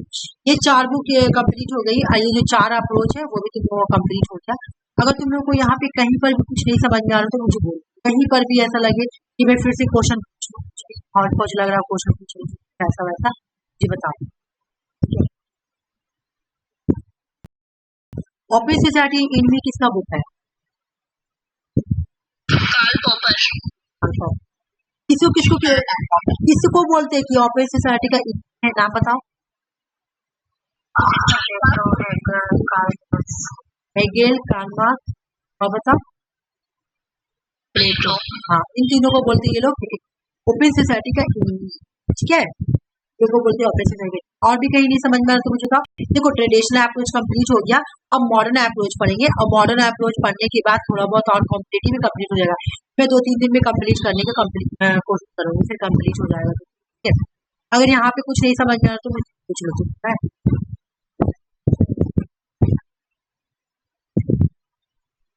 मैं ना इतना अच्छा मैं ना पीडीएफ बना रही हूँ, लेकिन बार बार क्या हो जा रहा है कि मैं बार बार एक ही चीज को 2 बार रिपीट कर देती हूँ, इतना दिमाग मेरा खराब हो जाता है। अब मुझे लग रहा है मैं पागल ही हो जाऊंगा।